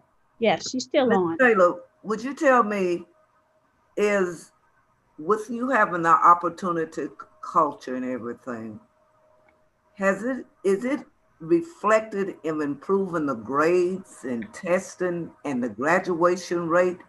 I keep hearing how it supports teachers, but I assume that opportunity culture was implemented for the benefit of the students more so, you know, with them getting ahead. And in your report, I never heard you actually reflect to us as a board how the graduation, you tell me they're around, would you tell me the overall just summation? You don't have to talk that long, just a little bit. How has it affected graduation test scores and everything? Having opportunity culture. I'm here. Yes, ma'am, absolutely. So first of all, I think that providing students with highly qualified, constantly learning and improving teachers does affect students because it ensures that every student is getting the education that they deserve. And then of course, through things like a common curriculum, we are ensuring that they're getting the quality education that they deserve. And so those things are reflected in student achievement. I will say that I don't feel comfortable speaking to graduation rate just because that's not really my area. However, there is no doubt in my mind that increase in student achievement will be reflected in the graduation rate. Well, my concern in that we have hired, these persons are hired in the district. We were the first in the state to get them. I'm sort of like looking at where's the data to prove something? And this reflection has this program actually, is it really helping with student growth? That's the main concern. Absolutely. Now, the employees, is it really impacting student growth? Absolutely. And I have that data. I wasn't able to fit it on this particular slideshow, but I do have that, and I will send that information to all board members after this meeting. Okay, and the next question I have, and Ms. Ratliff, I really appreciate your report, bringing them in, because my question, the last question that we had at the workshop, I thought it was good having them, but I was thinking about the price, and I guess when I saw like $2 million for the cost, did I get that confused with Mr. Brown? And I'm just saying accountability. We need to do what we need to do, but accountability and to me, academics, and I'm sure the board is very attached to this. It's about student growth. If we're paying these team leaders in this, and then you told me there was funding for these persons. It was not coming out of district paycheck, right? Is that correct? That is correct. That is correct, Ms. Williams, and I can speak to that. You are correct. There is 2.5 million in personnel for this, for salary and benefits. It is coming out of their Title I or ESA funding allocation. The principals are making the decision on how they want to spend their funds. They have chosen to spend their funds this way. I will say that the course of this next year, there are timelines being put in place, and I know Dr. Paluski wants to and will speak on this a little more, but we're putting timelines in place so that data is looked at, it is reviewed, so that we have a way to look and make sure that it's being effective. Also, they did create an MCL rubric. So it is a rubric that those individuals in those rows will be evaluated according to for next year.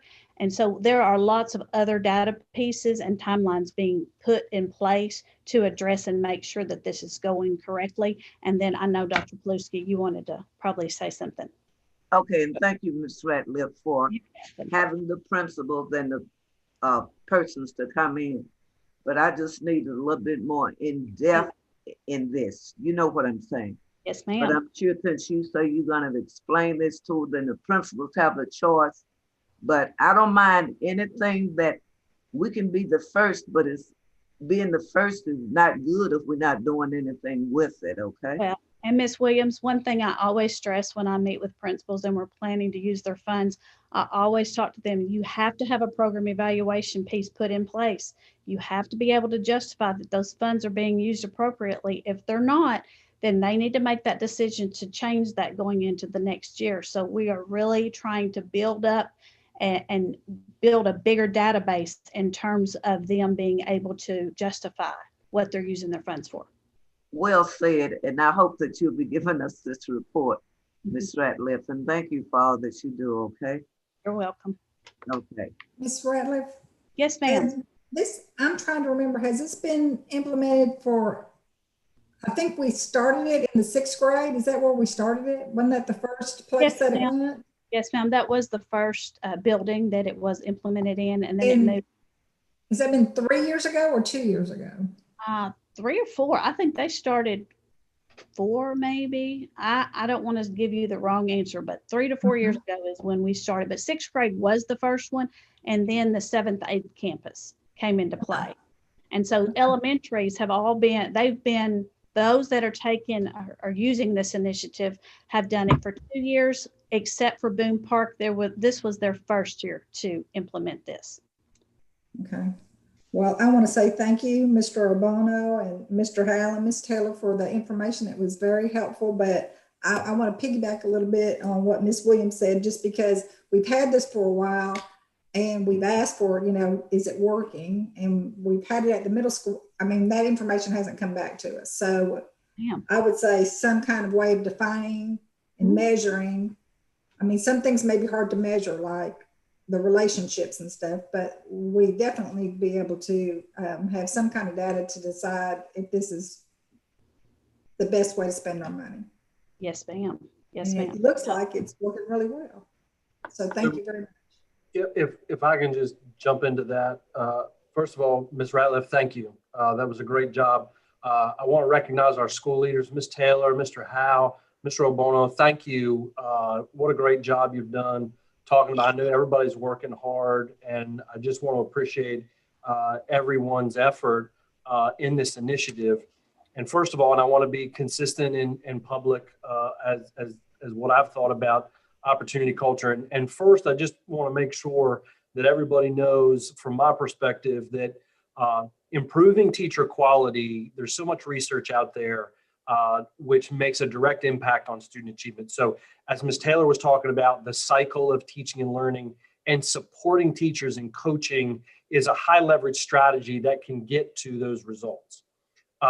With that said, certainly just coming, and this will be part of my transition report, and I've made this public to every one of our principals. Today, I'm not necessarily convinced at this moment in time that opportunity culture, that we're getting the return on our investment. That 2.5 is nearly just about $2.6 million.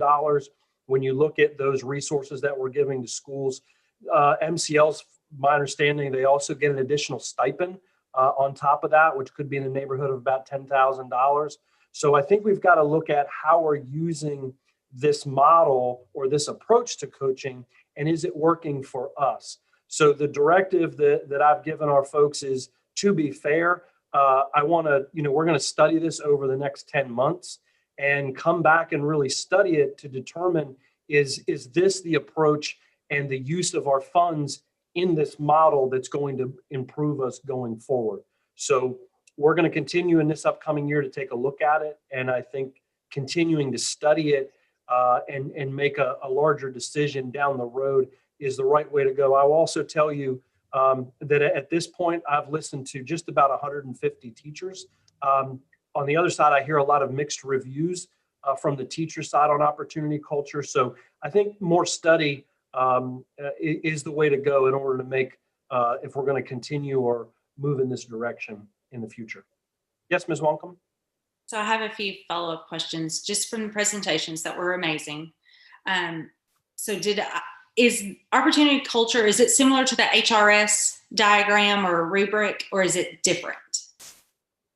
It is different, but they do utilize some of the strategies of HRS. Okay, because it sounds very familiar. That's why I'm asking, or Yes. similar.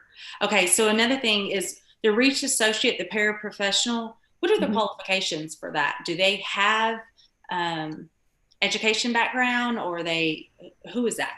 They are paraprofessionals. I mean, they're the same qualifications as a paraprofessional does, but when the principals interviewed them, they talked to them about leading classrooms. There was a rubric And I can't speak on that. If Ms. Smith or Dr. White was here, I know they could help me out. But there's a rubric, and the principals look at that and ask them questions. But they want, it's a paraprofessional, so there's no other qualifications they need besides that.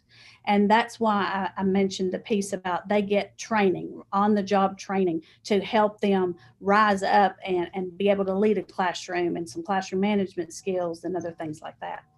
Okay.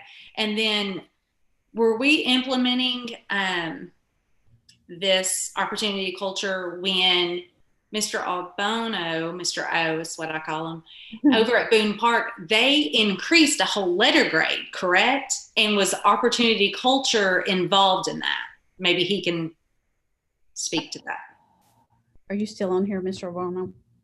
Yep. Yes, ma'am. Ms. Wonkum, to answer your question, at that moment, we were not in opportunity culture. I've been chopping in the bit since I became a principal 4 years ago to do that. As I mentioned in the presentation, ma'am, last year was our development year, and then this year we are, now able to implement. Okay, so we went from, refresh my memory, we went from a D to a C within your school without opportunity culture. That's what I'm hearing, correct? It was actually an F to a D, ma'am. Okay. You're worthy of a C. You're amazing. Thank you, ma'am. And I think Boone Park's on its way to an A. Oh, absolutely. You have amazing teachers over there. I love your school. Okay, so coming back to Ms. Taylor, did I hear correctly that, so was there no curriculum at the high school? You guys have pieced curriculum together? Is that what I'm understanding? Well, I don't want to say that there was no curriculum, but there was no baseline. There was no common curriculum. So we all worked off of the Arkansas State standards. But for example, one English teacher might be using Knight to teach these standards, and then another teacher might be using Macbeth to teach a different set of standards. And so that's why I say when it comes into analyzing the data and things like that, that common curriculum has to be the baseline, because one of those things is far more rigorous than the other. And so it's not fair to gauge the students if they're not on an equal playing field in the first place. Yeah, very good. Which really, and I will say this, Ms. Wonkum, that also goes to the fact that, developing a common curriculum takes time. And Definitely. This is only our second year with opportunity culture. And so while I do think we have made great strides and a lot of improvement that is visible, I do not think that it is realistic to see exponential growth at this point, because the program hasn't been implemented long enough to see that growth. For example, the students graduating right now haven't had opportunity culture, with the exception of their 11th and 12th grade math. Okay. So follow up with that. What about, because did we not just implement like a reading program or a reading class? So they honestly haven't had an opportunity to benefit from that, correct? Okay. Yes, that is correct. Okay. All right. Okay. Lots to digest there. Thank you. Superintendent, if I may, I kind of want to jump in on the curriculum piece. Ms. Wonkum, that's a very good question. Per my arrival, we were in the process of trying to finalize a literacy curriculum. Since I've been on board, we have gotten the math curriculum together in terms of the pacing guides, and everyone know what standards to teach. The next phase is we need to look at, this is something that's going to be a plan that Dr. Paluski and I both talked about, is having a true curriculum audit to see where we are, that puts all of us K-12 aligned, and the resources that go with that, so that teachers would know this is the curriculum path that we need to all take. That is going to be something that's going to be forthcoming, because we need to have district curriculum people in place, in my opinion.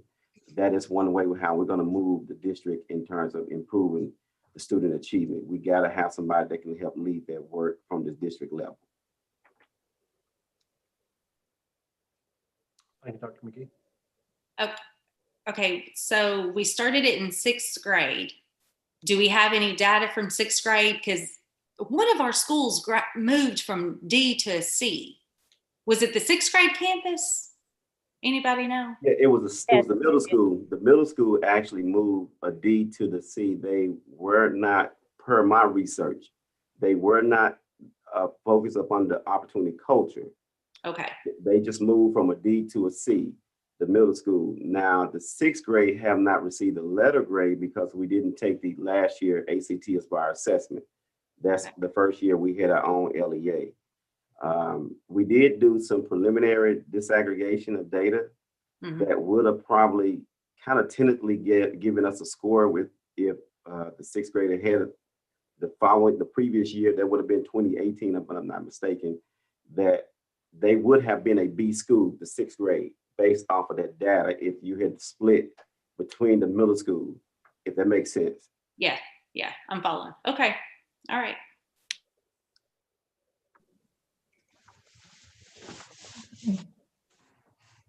Okay. Madam President, should we go on to the next item? Yes, sir. Okay, item number 5, which is the North Little Rock 6th grade cell phone pole replacement. I'm turning it over to Mr. Brown. Thank you, Dr. Paluski. Madam President, members of the board, I'm going to share my screen with you. You have in your packet information. Let's see, you get on the right page. You have in your packet information regarding Verizon Wireless and CMI acquisitions. Contacting the district, seeking permission from us to replace and upgrade a cell phone pole that is located at the North Little Rock Middle School 6th grade northwest corner of their parking lot. And Verizon currently owns the pole, and CMI acquisitions actually, I think they have an agreement with Verizon where they take care of the electronics on the pole. And they're asking if for permission to upgrade the pole. And I'll just scroll down. I've got a Google Map image for you. And if you'll notice, just to get your bearings here, this right here that I'm highlighting is the North Little Rock Middle School 7th and 8th grade campus. This is the North Little Rock Middle School 6th grade campus. And this area over here is Target and Office Depot. So where the yellow arrow is pointing, that is where the location of the current pole is. So, Mr. Brown, you need to advance the slide. Yes. I'm sorry? You could scroll down, Mr. Brown. We can only see the information memo. Oh, are you seeing, did that work? Now we see the map, correct. Okay. Sorry about that. So let me start over again and then on the map. This is the 7th and 8th grade campus here that I'm circling. This is the 6th grade campus here. And this area over here is the Target and Office Depot shopping area. So the location of the pole here is in the northwest corner of the parking lot for the 6th grade campus. And I'll just zoom in there. You're able to see it is located here in the grass on that northwest corner of the parking lot. And Verizon, what they're seeking to do is to replace the pole, number one, and number two, replace and upgrade the electronics that are located on the pole. It will give the school district and then the surrounding neighborhood and the shopping areas access to 5G network through Verizon. I've also asked for a drawing or schematic of the pole that they plan to put on the campus, and this is what it will look like. It'll be the same height as the pole that's there. They've agreed to do this upgrade at their cost, and we'll work with them to minimize any interruptions in traffic patterns. We can work with them on minimizing that. And so they're asking for permission to work on our property and to upgrade what they need, and then they'll put it back in place as it was when they arrived. So what we'll do is, I just want to give you this information. I wanted to give you this information for you to consider tonight, but then we'll bring it back to you for formal action or an approval on April the 15th at the regular board meeting. So I'll entertain any questions that you have at this time. Ms. Walken? What is the date that they plan on doing this, and will our children be present? Well, since this will be approved in April, on April the 15th, they may have to end up doing this on a weekend or at night to upgrade the pole, because while we have regular school planned through the end of May, we're also talking about a robust summer school program as well at all campuses. So I don't see, we'll just have to talk with them and plan on how long the upgrade would work, the upgrade work would take, and if we can do it in a window when there's a pause in student attendance, we can try to minimize as much as possible. And they've agreed to that on the front end. Okay, I just don't want our students in the way, because it's probably going to be a really cool event, and maybe one of them is interested in watching it, but I don't want them getting in the way. I don't want anyone hurt. I don't want any of those things happening. So just certainly big picture, let's head all that off. Yeah. Yes, and we'll work with them. If the board approves, we'll work with them on an appropriate time frame that will minimize any disruption to the educational process. Awesome. And minimize any exposure to injury. I have a question. Is that Yes, fiber already run, or will they have to also run fiber from a local distribution point? Yeah, they've mentioned in some of their threads that they'll also be upgrading some fiber to the pole as well. So yes, to answer your question, there will be fiber upgrades, equipment upgrades, and the pole replacement. Okay, so do you know if that arrangement has happened with the city for them to do that, and if that'll happen before the installation? I do not know if the city, I do not know where that agreement with the city is. I do know they've mentioned to me that they are working with the city and the school, but I'm not familiar with where that process has gotten with the city. It's not necessarily our business, but we might breach that subject, because if they have to run that fiber along the road there or along the parking lot there, that could be very disruptive. So we might check with them about when they expect that work to be done. I don't think it precludes us from proceeding with this, but it's just an FYI. If you've driven like down Summers recently, you've seen how messy that gets, and there's equipment and trucks. And so just might need to make sure that won't affect our traffic flow, that work that will be done that we're not necessarily overseeing. Gotcha. Mr. Brown, I had a quick question. What is the estimated time frame that the work is expected to be done? I do not know the answer to that question, but I can get an answer to that question for you. What they've committed to is minimizing disruptions to our educational process. I do not know the expected completion timeline, but I can get that from them and pass that along to Dr. Paluski. Okay, thank you. Yes, ma'am. Thank you. If they're looking for additional places to drop a 5G tower, have them give me a call. I've got a few.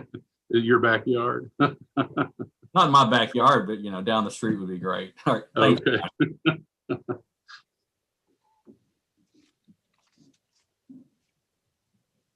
All right.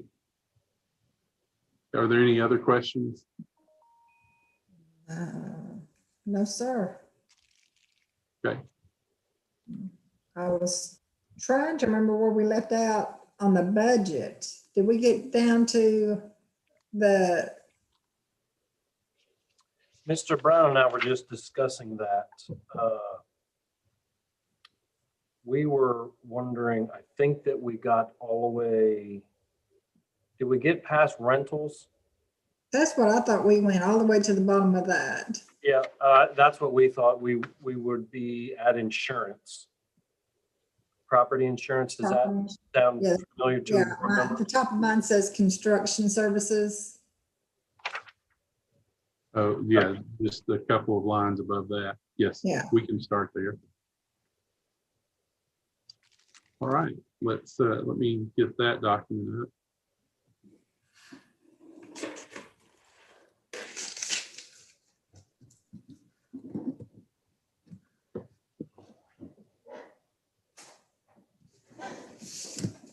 All right, so I'd actually put a line here, but we'll start at construction services.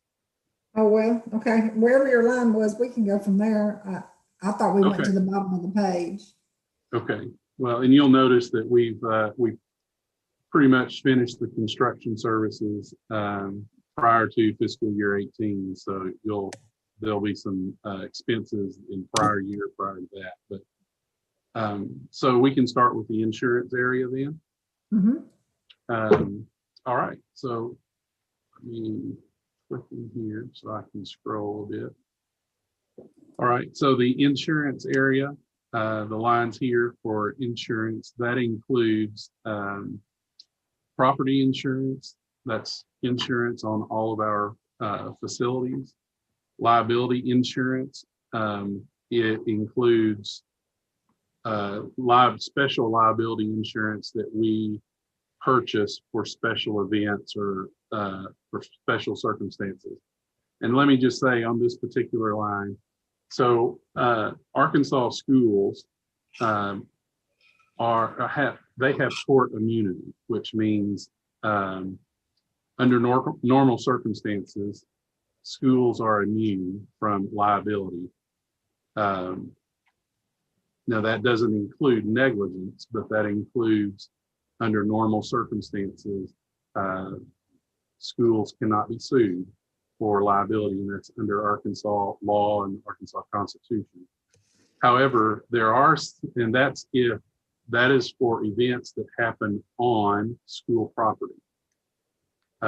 If we hold an event that is off of school property,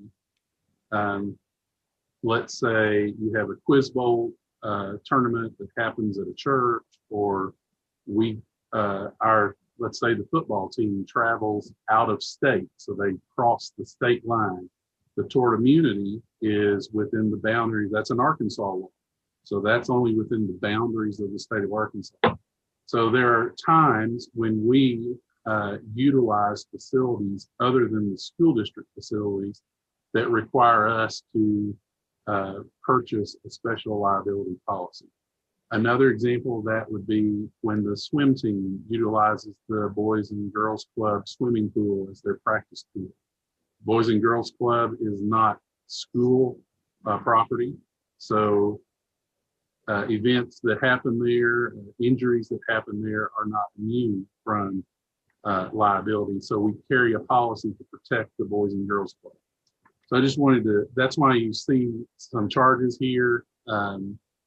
In the recent years, we've picked up liability policies when teams travel outside the state of Arkansas, they cross the district boundaries or the state boundaries, or we have events that happen at events outside our school district property.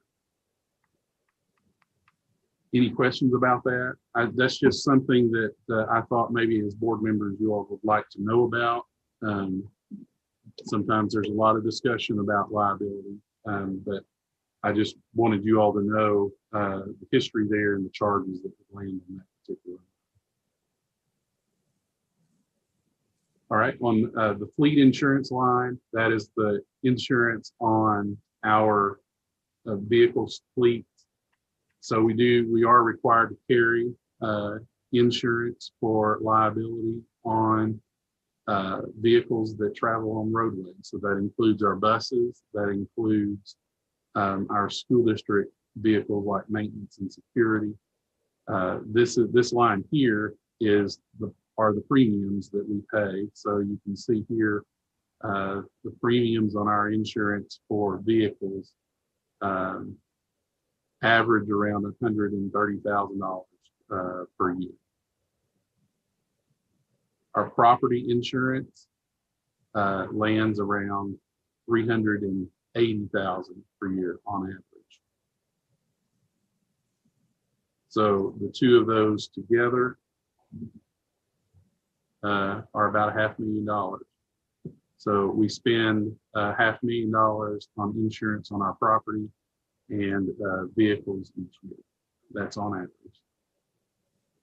We do have accident insurance for students who participate in athletic events, and it's a secondary insurance policy. It's secondary to their personal insurance if they have it. It's primary if they don't have personal insurance. But we pay a premium of around $20,000 per year for that, $20,000 to $25,000 per year for that policy. And you know, it's just like your personal insurance. It's dependent on the number of claims that you have. You'll notice here that the actual here is 0 for fiscal year 20. But if you'll notice here, actually fiscal year 20 got paid in advance before we closed fiscal year 19 this particular year. So that 43 is actually for fiscal year 19 and 20.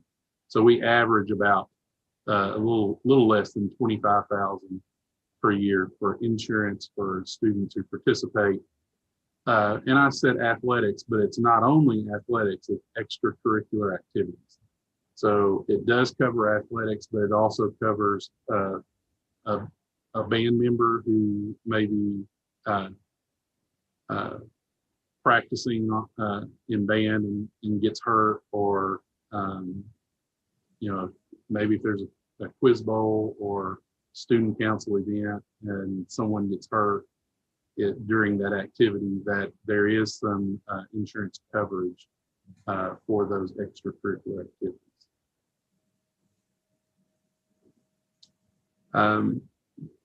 So this particular group here, you can see on average, we spend about $550,000 on average these particular years here. So yeah, about 562,000 will be the average of those actual totals.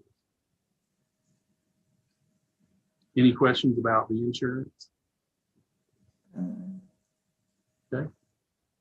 Hearing none. I have something I want to ask you about the insurance. Do students know about this particular benefit that is for them? Are parents aware of it?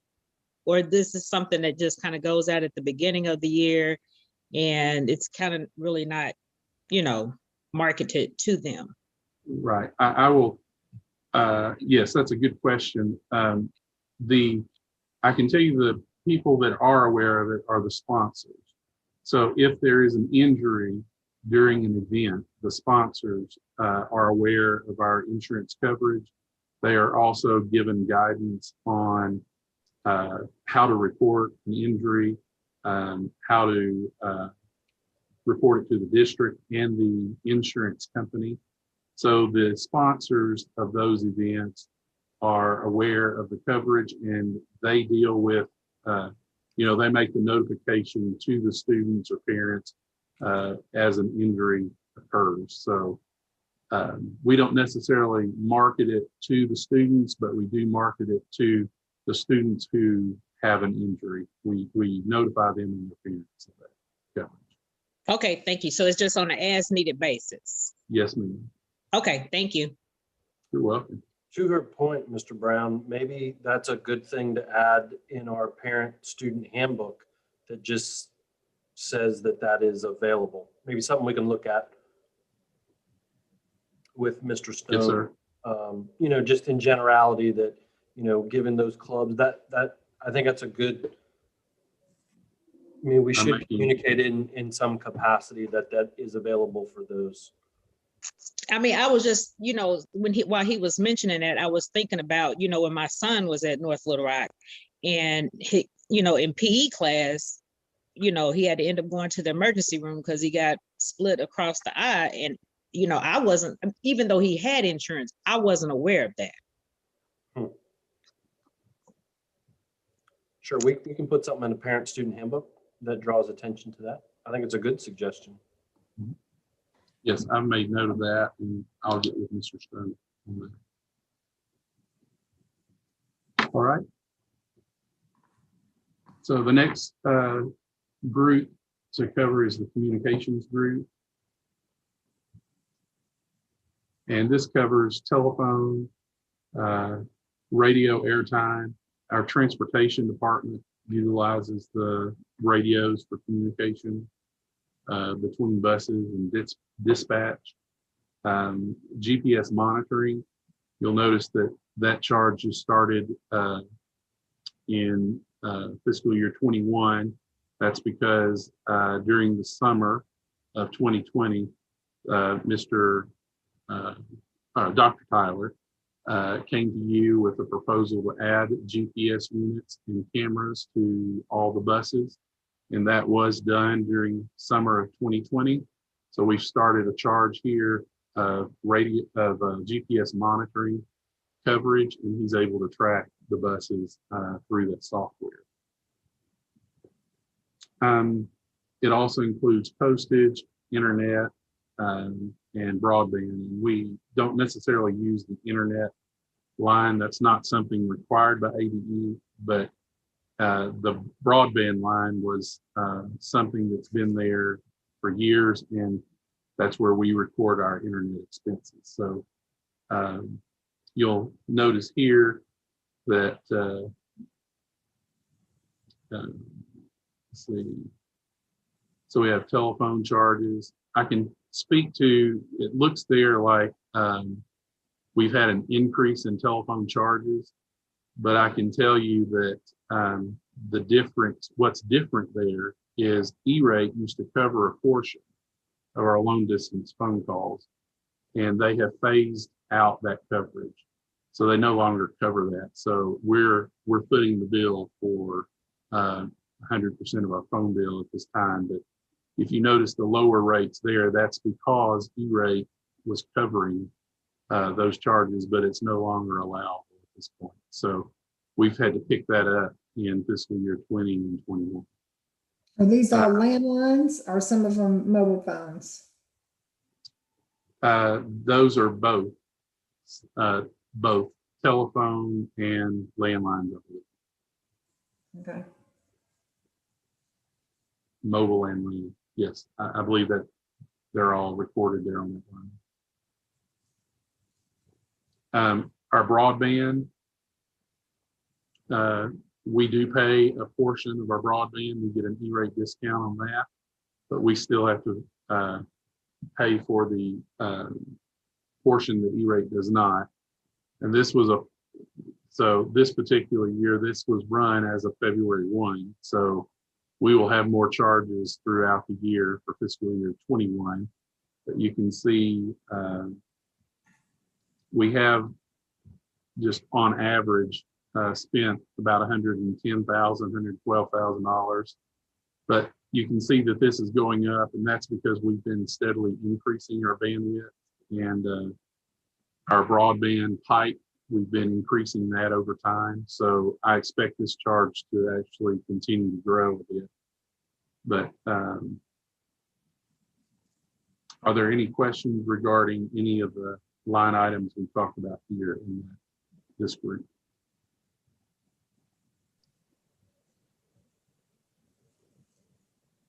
I think it's okay. Right. Keep going. Yep, Mr. Brown. Okay. Sure. All right. So the next couple of lines here are advertising and printing and binding.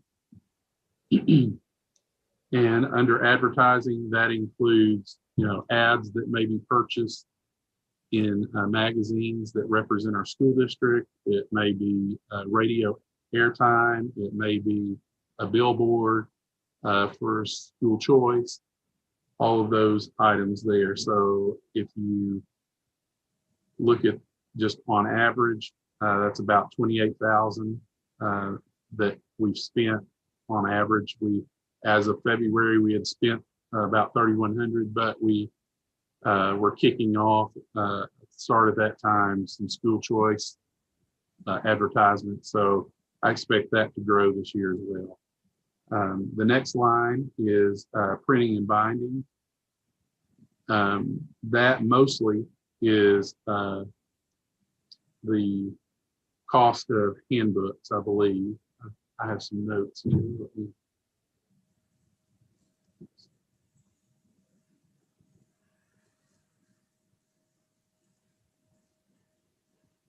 Yes, that's the printing of handbooks and other materials that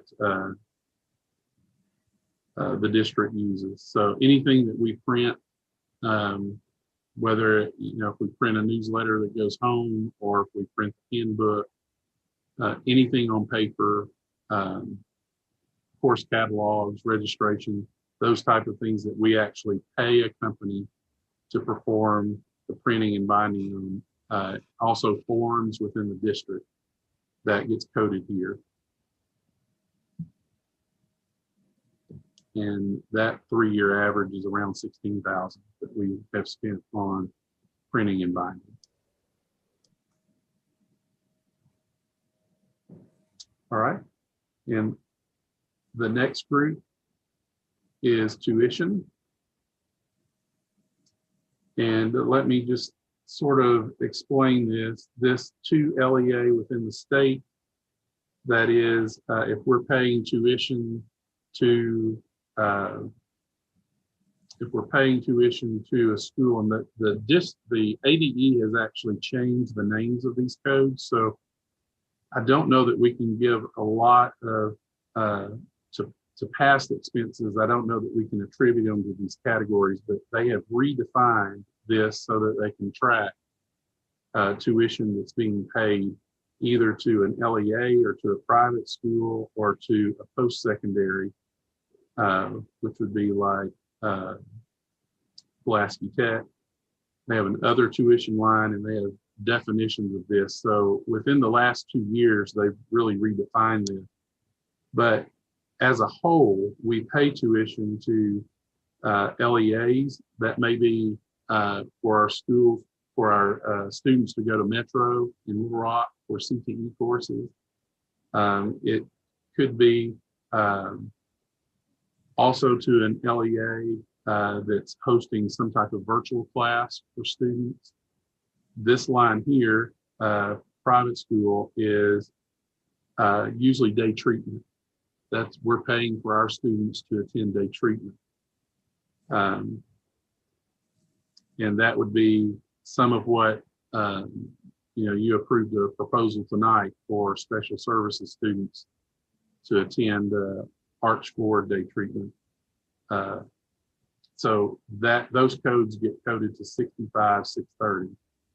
And then the tuition to post-secondary, I think these two have been used in the past interchangeably, but now ADE has told us, use this top line. But I think these two lines have been interchangeable as post-secondary. So these last two lines are most likely like Pulaski Tech charges that we have paid in the past. So this whole group here for tuition is, let's just look at on average.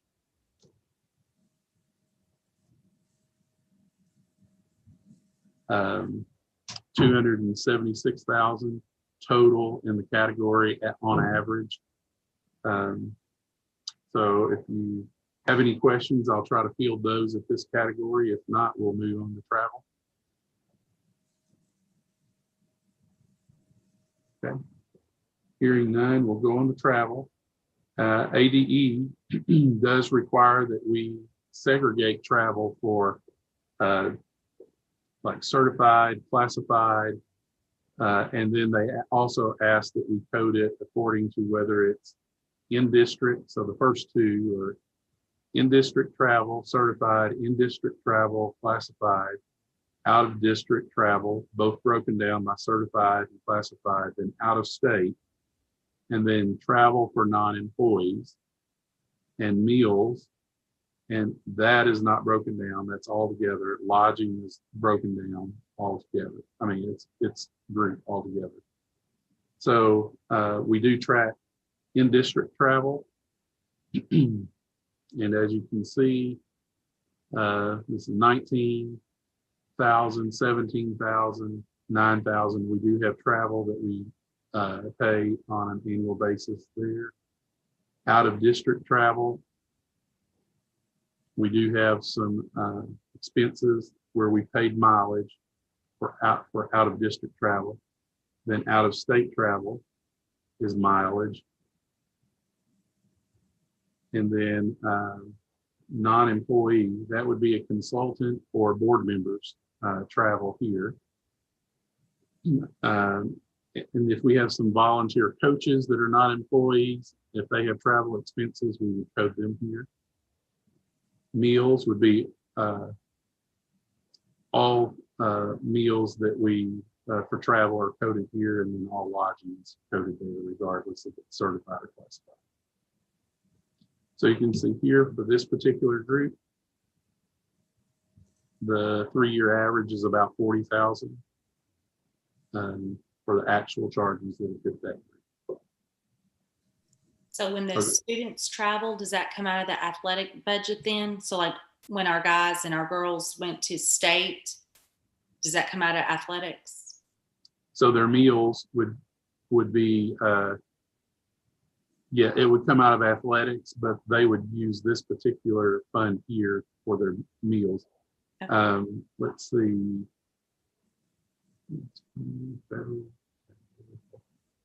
I don't know that actually the activity accounts. I'll have to confirm if those are in here. It doesn't look like it is included in here. So Fund 7 would be an activity account out of athletics. So when we pay for meals for athletes, it would actually come out of Fund 7, and it would come out of these. It actually come out of 65,880 out of Fund 7, which would be a separate tab. Okay. Just clarification. Thank you. Yes, ma'am. The babies need to be fed. Yeah. All right. The next section is purchase services, miscellaneous purchase services. 65,900. Let me check the notes here.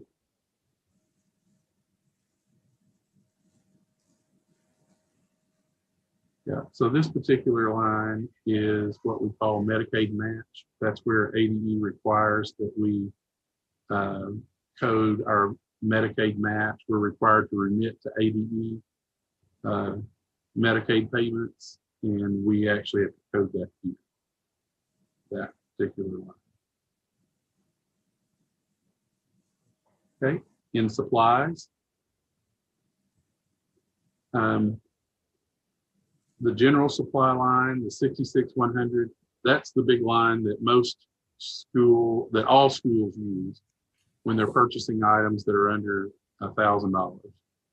So anything that's consumable or anything that costs under $1,000 gets coded to this particular line. We do have some schools we're moving toward having them code their teacher supply money, their actual $500 to this particular line. And I think we'll have that implemented at all campuses starting fiscal year 22. But Mr. we're Brown, in yes. that general supply line, is that based on per pupil? Is there an allocation per pupil based on the student's enrollment, how much the school would get for supplies? Yes. Okay. Yes, there for the school district, for the schools, there for their operational budget, there is, but that also includes department as well. So Superintendent's office, assistant superintendent's office, finance office, even our directors' offices that are out of Fund 2, those would be included here as well. Gotcha. So it includes all schools, but all departments that are Fund 2s would be here on these particular lines. Thank That's you. all. Thank you. Yes, sir. And then we have the teacher supply line, the 66105. So K-5 teacher, K-6 teachers get $500 each for classroom supplies. And we're getting the schools to code those to a different line. And I think we'll have that implemented fully for fiscal year 22. We do ask and require, because the question I get a lot is, how much do we spend on food? And so we do require and have required for a while. And I think it goes back to 2013 that we require all food, whether it's snacks or some type of box lunch that's offered or a PD, anything along those lines gets coded here on this particular line. So these are the food charges or snack charges for workshops or meetings that have happened out of Fund 2. We do record our flooring supplies separately as well. So when Ms. Martin orders her supplies for custodians to do floor care, those get recorded here. And you can see on average for 3 years, we've had about $156,000 spent on floor care products for the district. And so the total here under supply is around 1.5 million that we spend on average out of Fund 2 for all supplies total. All right, the next section will be energy. And we have a line for natural gas, a line for electricity, a line for gasoline. We have vehicles that run on gasoline. We have vehicles run on diesel. And we do have a diesel fuel additive that is used with our diesel vehicles. And that's usually antifreeze additive that keeps during cold weather our engines from freezing. So the natural gas, and I'll go ahead and point this out, but at your April 15th meeting, you'll get a report from Synergistics. They started with us in October of 2018. So October of 2020 was their 2-year mark. And they're going to bring to you some data on energy usage. And the two things that they monitor is natural gas and electricity. And if you'll notice here, in 18, we have $230,000 we spent on natural gas, 185, 108, and just as of February 1, we were at 44,000. So you can see there is definitely a trend where we've had savings there in natural gas, also in electricity. In 2018, we were at 1.6 million. We went to 1.5. In fiscal year 20, we're at 1.1. And as of February 1, we were at 745,000. So our participation in that plan has been very good for the district. They're going to bring you some actual numbers, but so as they talk to you next at your next board meeting and talk to you about the savings, I want you to remember the numbers and decline in expenses here you've seen both in natural gas and electricity. And this will just give you a heads up for what's coming at the April 15th board meeting. Gasoline, of course, that's just gas expenses for vehicles and lawnmowers. In here, diesel expenditures, those are for buses. You can see here 160,000, 240,000, 167.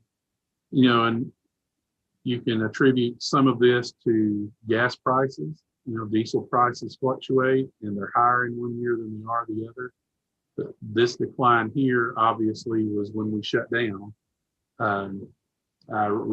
That decline is when we shut down in March and we did not run our bus fleet.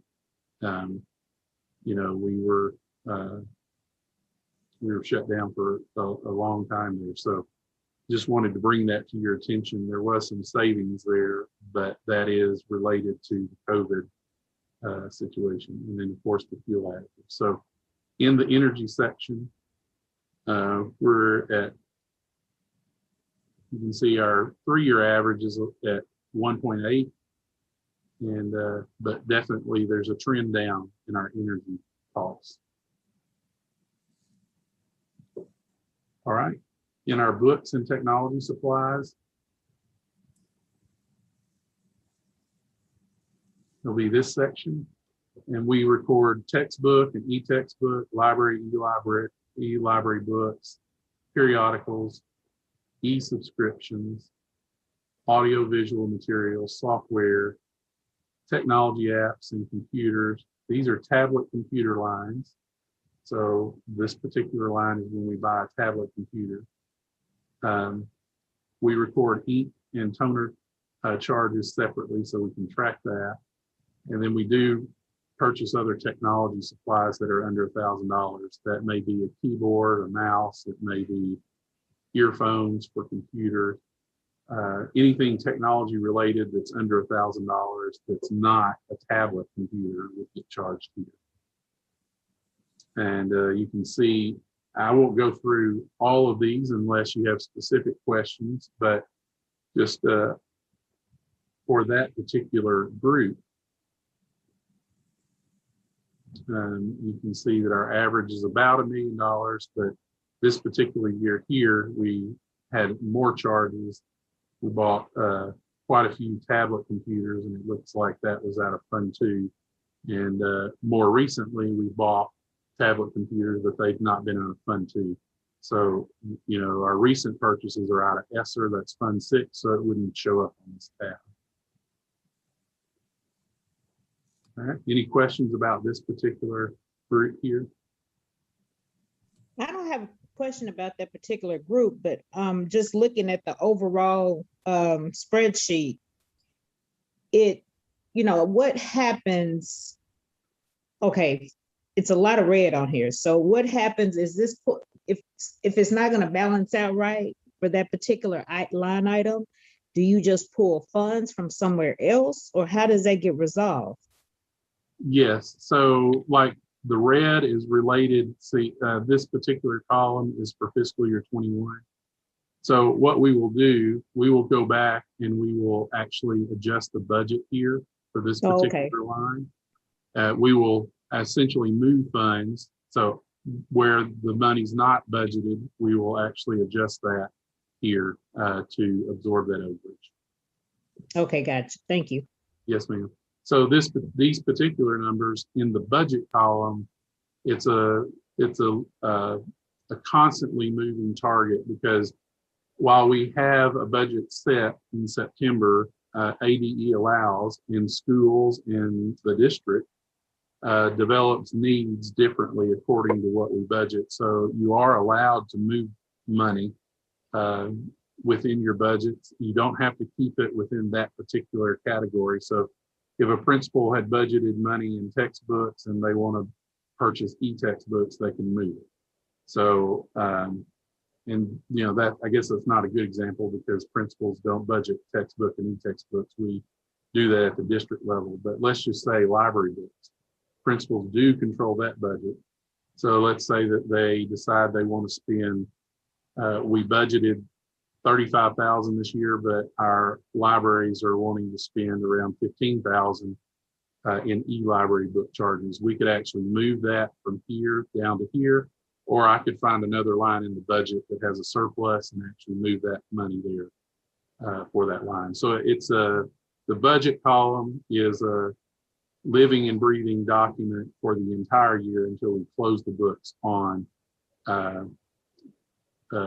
we actually close them finally on August the 31st for the prior school year. Does that answer your question? But to your Yes. point, Ms. Person was where we're going to work for FY22 is to budget each of those line items. Now that we've seen a past trend, we would have a general idea what we could be spending in that category. Gotcha. That's I correct. understand. Okay. That's correct. We'll look at a 3-year trend there on that for preparing, or actually we could look at a 4-year trend whenever we're preparing the fiscal year 22 budget. But in the best budgeting scenarios, you'll have needs that come up where you don't have things exactly budgeted, and we can always move. So seeing red at this point is not a major issue. It can be addressed. Brian, are you required to try and balance that budget, or if it's overall in balance, is it fine to leave it as is?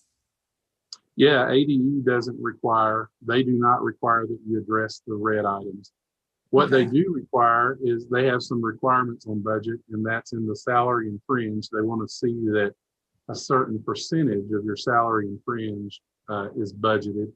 They also require you to budget big ticket items such as your 66-100 lines, your bond principal and bond interest payments. Those are required. So each September, when we submit the budget to ADE, they look at some of those. They look at all the required items, and then look at an overall budget picture, and they approve it. So there's never been an instance where our budget's not been approved. They've always approved our budget, but there are some items that are required to be budgeted. And then also we'll talk about at the very bottom some transfers. So if you're planning a transfer of funds between funds, those are required to be budgeted as well. Okay. All right. In the next category, so this changes, this goes to fixed assets. So if you'll see here, previously, those were all 66. Those are items that are under $1,000. These are items that are over $1,000. And so that first line, if you're establishing a new library and you have shelving or something along those lines that are book sets, encyclopedia sets that you're buying in hard copy and putting in there that costs over $1,000, that's required to be coded there. Machinery, vehicles, furniture, and fixtures. This is technology. This particular line is where all of our computers are purchased that are over $1,000 each individually. Then usually the insurance, that next line there, the insurance price is actually rolled into the cost of the equipment in most, like a warranty or any type of insurance that we buy. It's actually included in the price for the unit. Technology software is included here. Musical instruments that cost over $1,000 are here.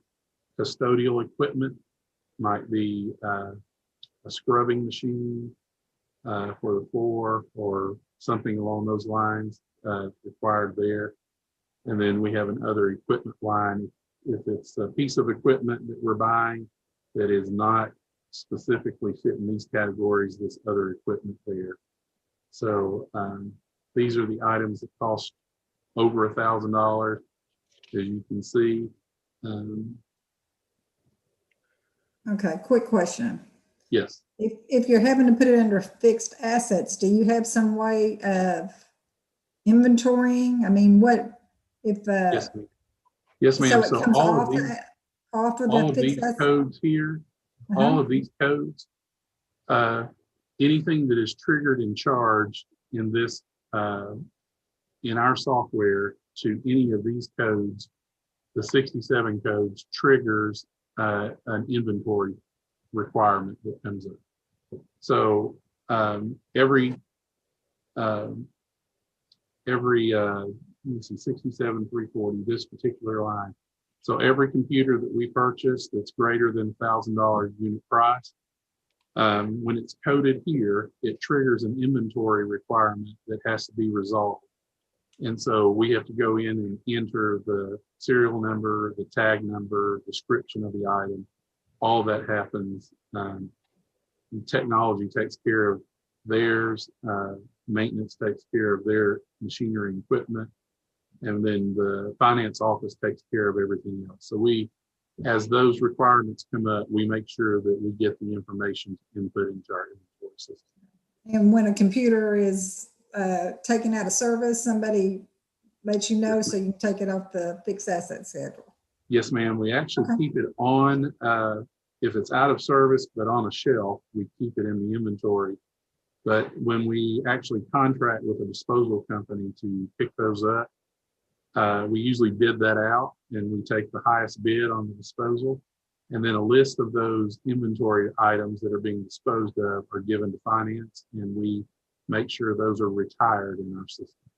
Okay. Yes, Thank ma'am. you. Good question. Thank you. And then we're getting close to the end here. The last group here is the 68 group. And these are some specific charges that ADE tracks, dues and fees, background checks. 68, 300 is actually our interest line that we pay. We actually pay on our bond issues. Indirect costs, those are, you remember, I put a definition in one of your weekly board packets that define indirect costs and how we collect those. So these are the indirect costs we collect on all Fund 2 accounts. So that generally is on average about $10,000 per year. But we have to collect indirect costs on our Fund 2 so that we can collect indirect costs on our federal accounts as well. So there are federal accounts that allow indirect costs, and you can do that as long as you don't treat federal any different than you do your state and local. So the state and local that we can take indirect costs on, we do, and that allows us to take indirect costs on federal. And the federal will be on another tab that we cover a different night, but these are the charges that we collect on our Fund 2s. So, Mr. Brown, I have a quick question. And yes, sir. So, and I may have missed this, in dues and fees in this category. So I'm just noticing, like FY18, we spent 122. Then in FY19, we jumped from 122 actual to 3.5 million. And then we're only budgeting this year 185, and we've actually spent 3.3. What is the huge increase? What are we paying for in dues and fees in millions of dollars? I would have to check that. If you'll give me just a minute, I can look that up. That is just that's a significant amount of. That's just a change in coding to something that we have moved an expense. Hold on just a minute.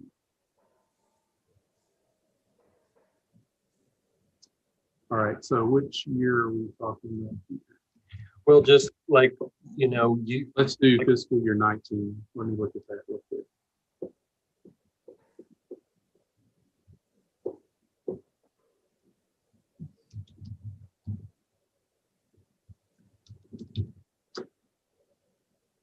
All right.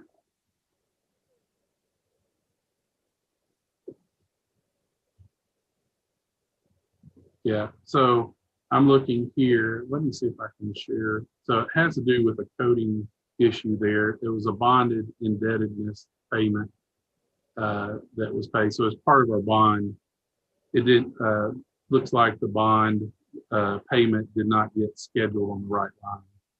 So dues and fees here, there's actually a line for principal. And I'll have to research that. It may not, it may have been coded correctly at one time, but they actually have a line for your principal payment And then they actually have a line for interest payment. And the interest payment goes here. And I think the principal payment,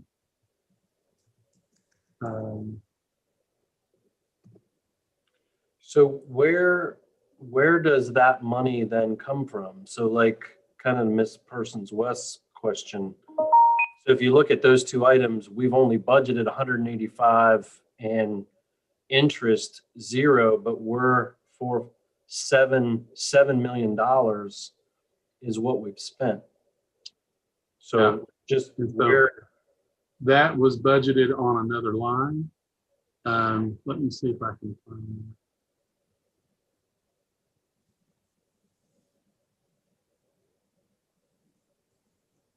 so the dues and fees were budgeted on another line, or the principal interest was, or both?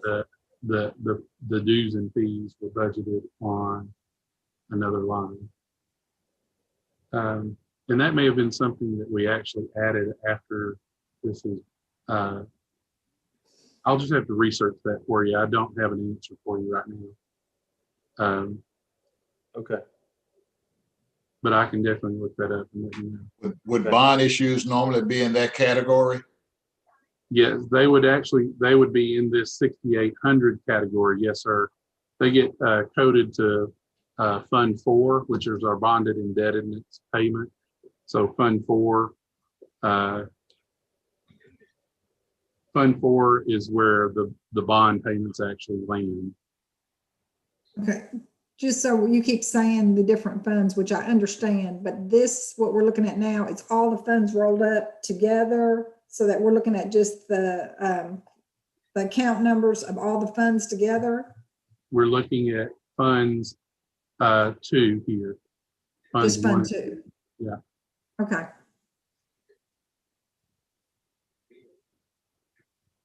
So I'll have to get back with you, Dr. Paluski, on that. Okay. I'm just curious where, if it's been budgeted somewhere else. Sure. Because as we think about the overall budget, then Ms. Persons, like, where's $7 million coming from if if it's not budgeted here, then where, just a question, where? Yeah, well, we're not a zero budget.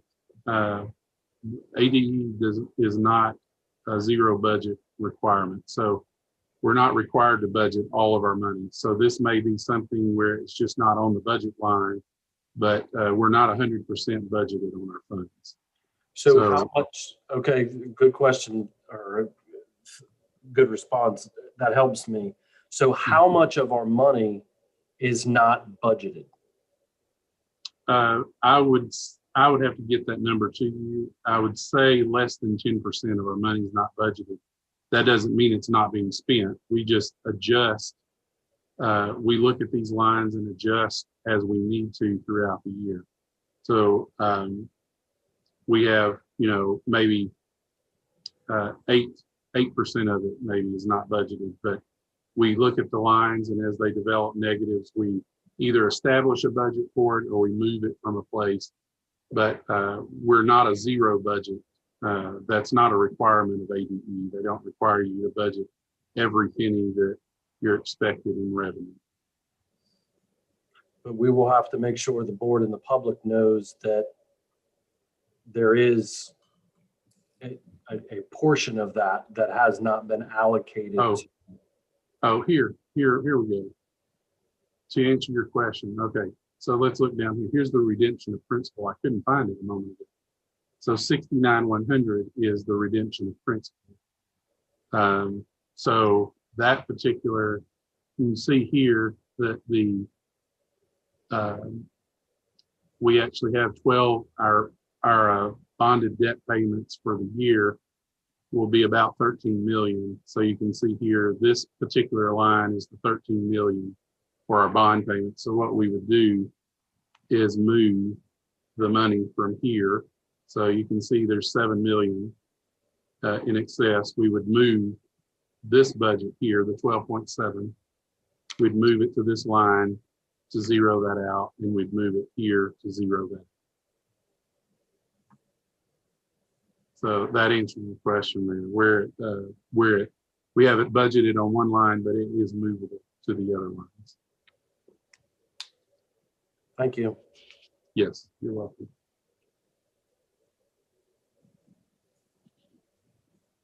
All right, and then I guess one of our last categories here is the transfers.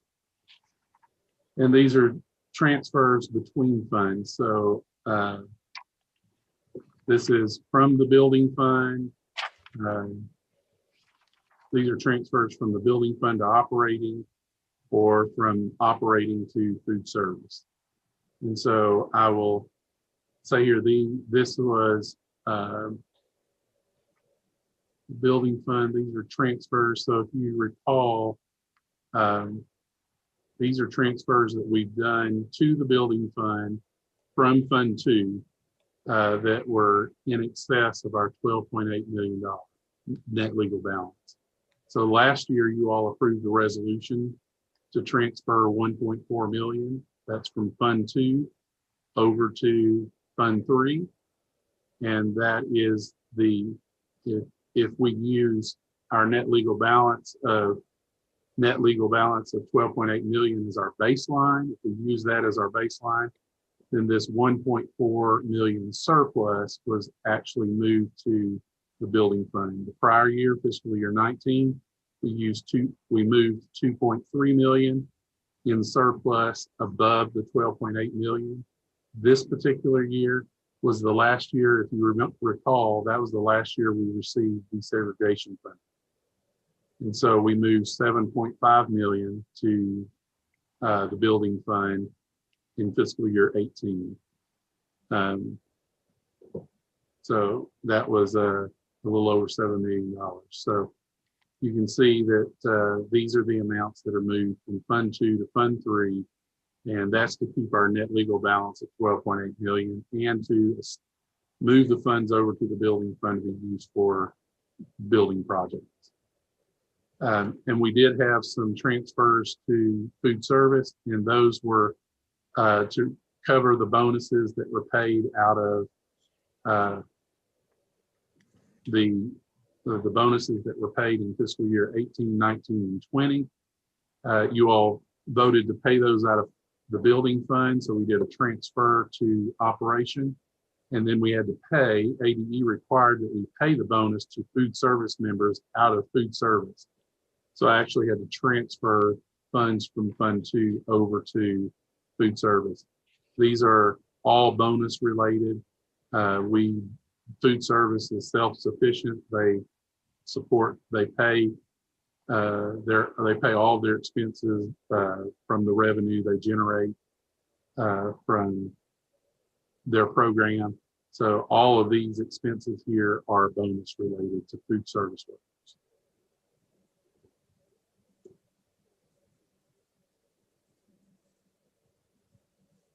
All right, and then this particular line here is program funding return. So if a grant expires and we have to return it, this particular line here is where we have to code that. Last year, we had to return funding for a CTE program that was food production management. When CTE came out and they reviewed our program, they had us return the funding for that program that they had given back in fiscal year 17.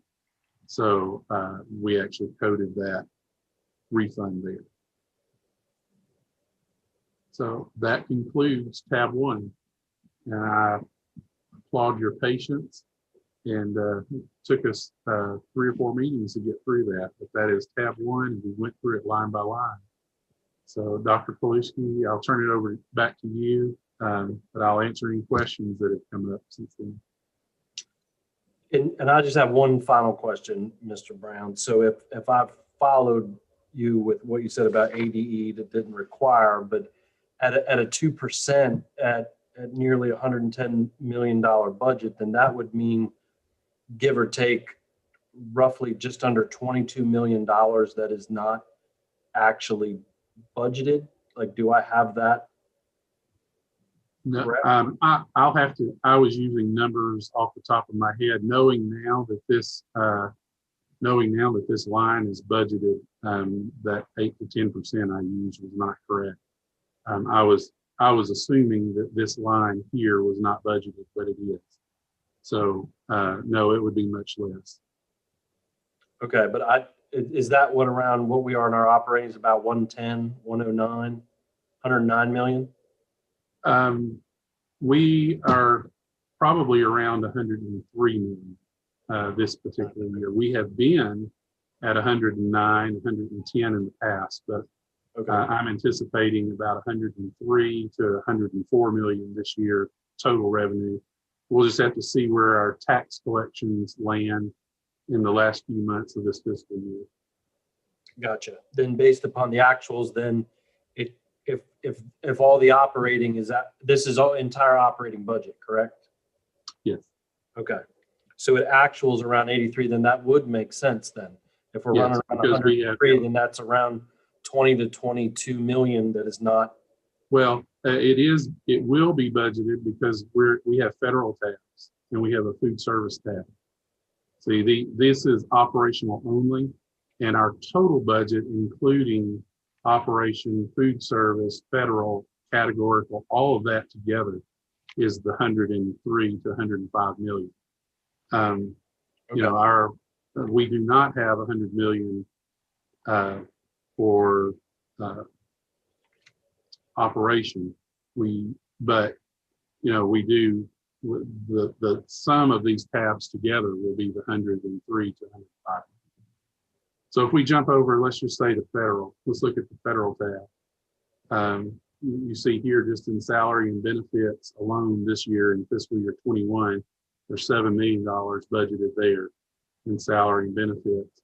And then there's another 6.2 million in other services just on the federal tab alone. And then you click over to the food service. It's the same structure that we had, but there's an additional 2.2 million in salary and benefits and another 2 million there budgeted. And the same in the categorical. There's 7.2 million in salary and fringe and another $500,000 in supplies. So all of these tabs together would be the 103. We're just looking here at the operational tab only.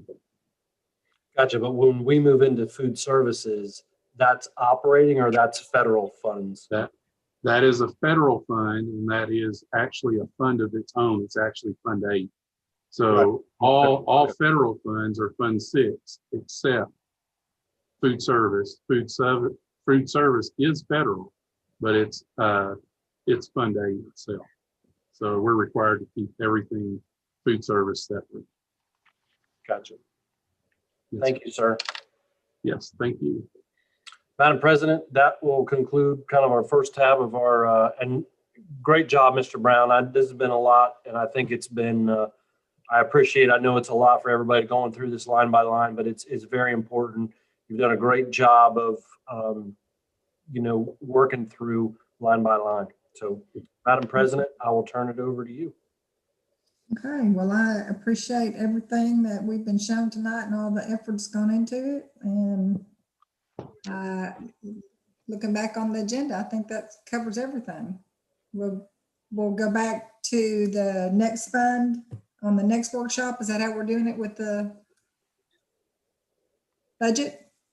Yes, that's exactly right. That's Mr. Brown's plan. We'll work on the next tab and work through that, and then we'll just keep working through each of the tabs that he has down at the bottom. Is that correct, Mr. Brown? I think that was yes, sir. That's the plan, and we spent a lot of time establishing the foundational knowledge of how the coding is set up. We can probably move through these other tabs a little more quickly because you all have been exposed to the salary and fringe and know how that's set up. So we'll spend as much time on it as you want, but I think we can probably move a little quicker through the tabs, starting with our next workshop, just because you've seen and understand the structure of the document. Okay, and then I just have one more quick question before we get on out of here. Is if you wanted to see the overall together, is there a report you can pull with all the funds that total together, or you don't have that option? Yeah, we can definitely pull that. I don't know that one exists, but we can definitely, dump everything into Excel and then have it total by account, which is what we were looking at by fund. So yes, we can definitely combine those. I can do a total tab. I can work on that. And when we get to the end, we can just look at a total tab, and then that will be all 4 tabs added together. Yeah, I didn't know if that would help with the question of the budgeting. Sure. When you see it all together, if that helps with that question or not. That's the only reason I'm asking. If it wouldn't help, I wouldn't. There's no reason to do it. Okay. Yeah. And one of the We'll things take a look at that. that we're going to work towards is actually a budget handbook. So you'll be able to see by category in the public, like Mr. Brown was going through and he was describing in detail what's in that category. In time, that's what we're going to work towards. So you, the public, everybody will see that's what we're spending the money on. We'll see the trend. This is what we're spending it on, how it's budgeted, how we account for the taxpayers' dollars. Okay. All right. Appreciate it. Any questions, anybody? Everybody ready to call it an evening? Okay. Thanks, everyone. We've covered a lot of ground. I'm really proud of all of us. We've covered a lot of ground today. I thank the board members for all their support and staff. Thank you. Have a good evening. You too. Good evening.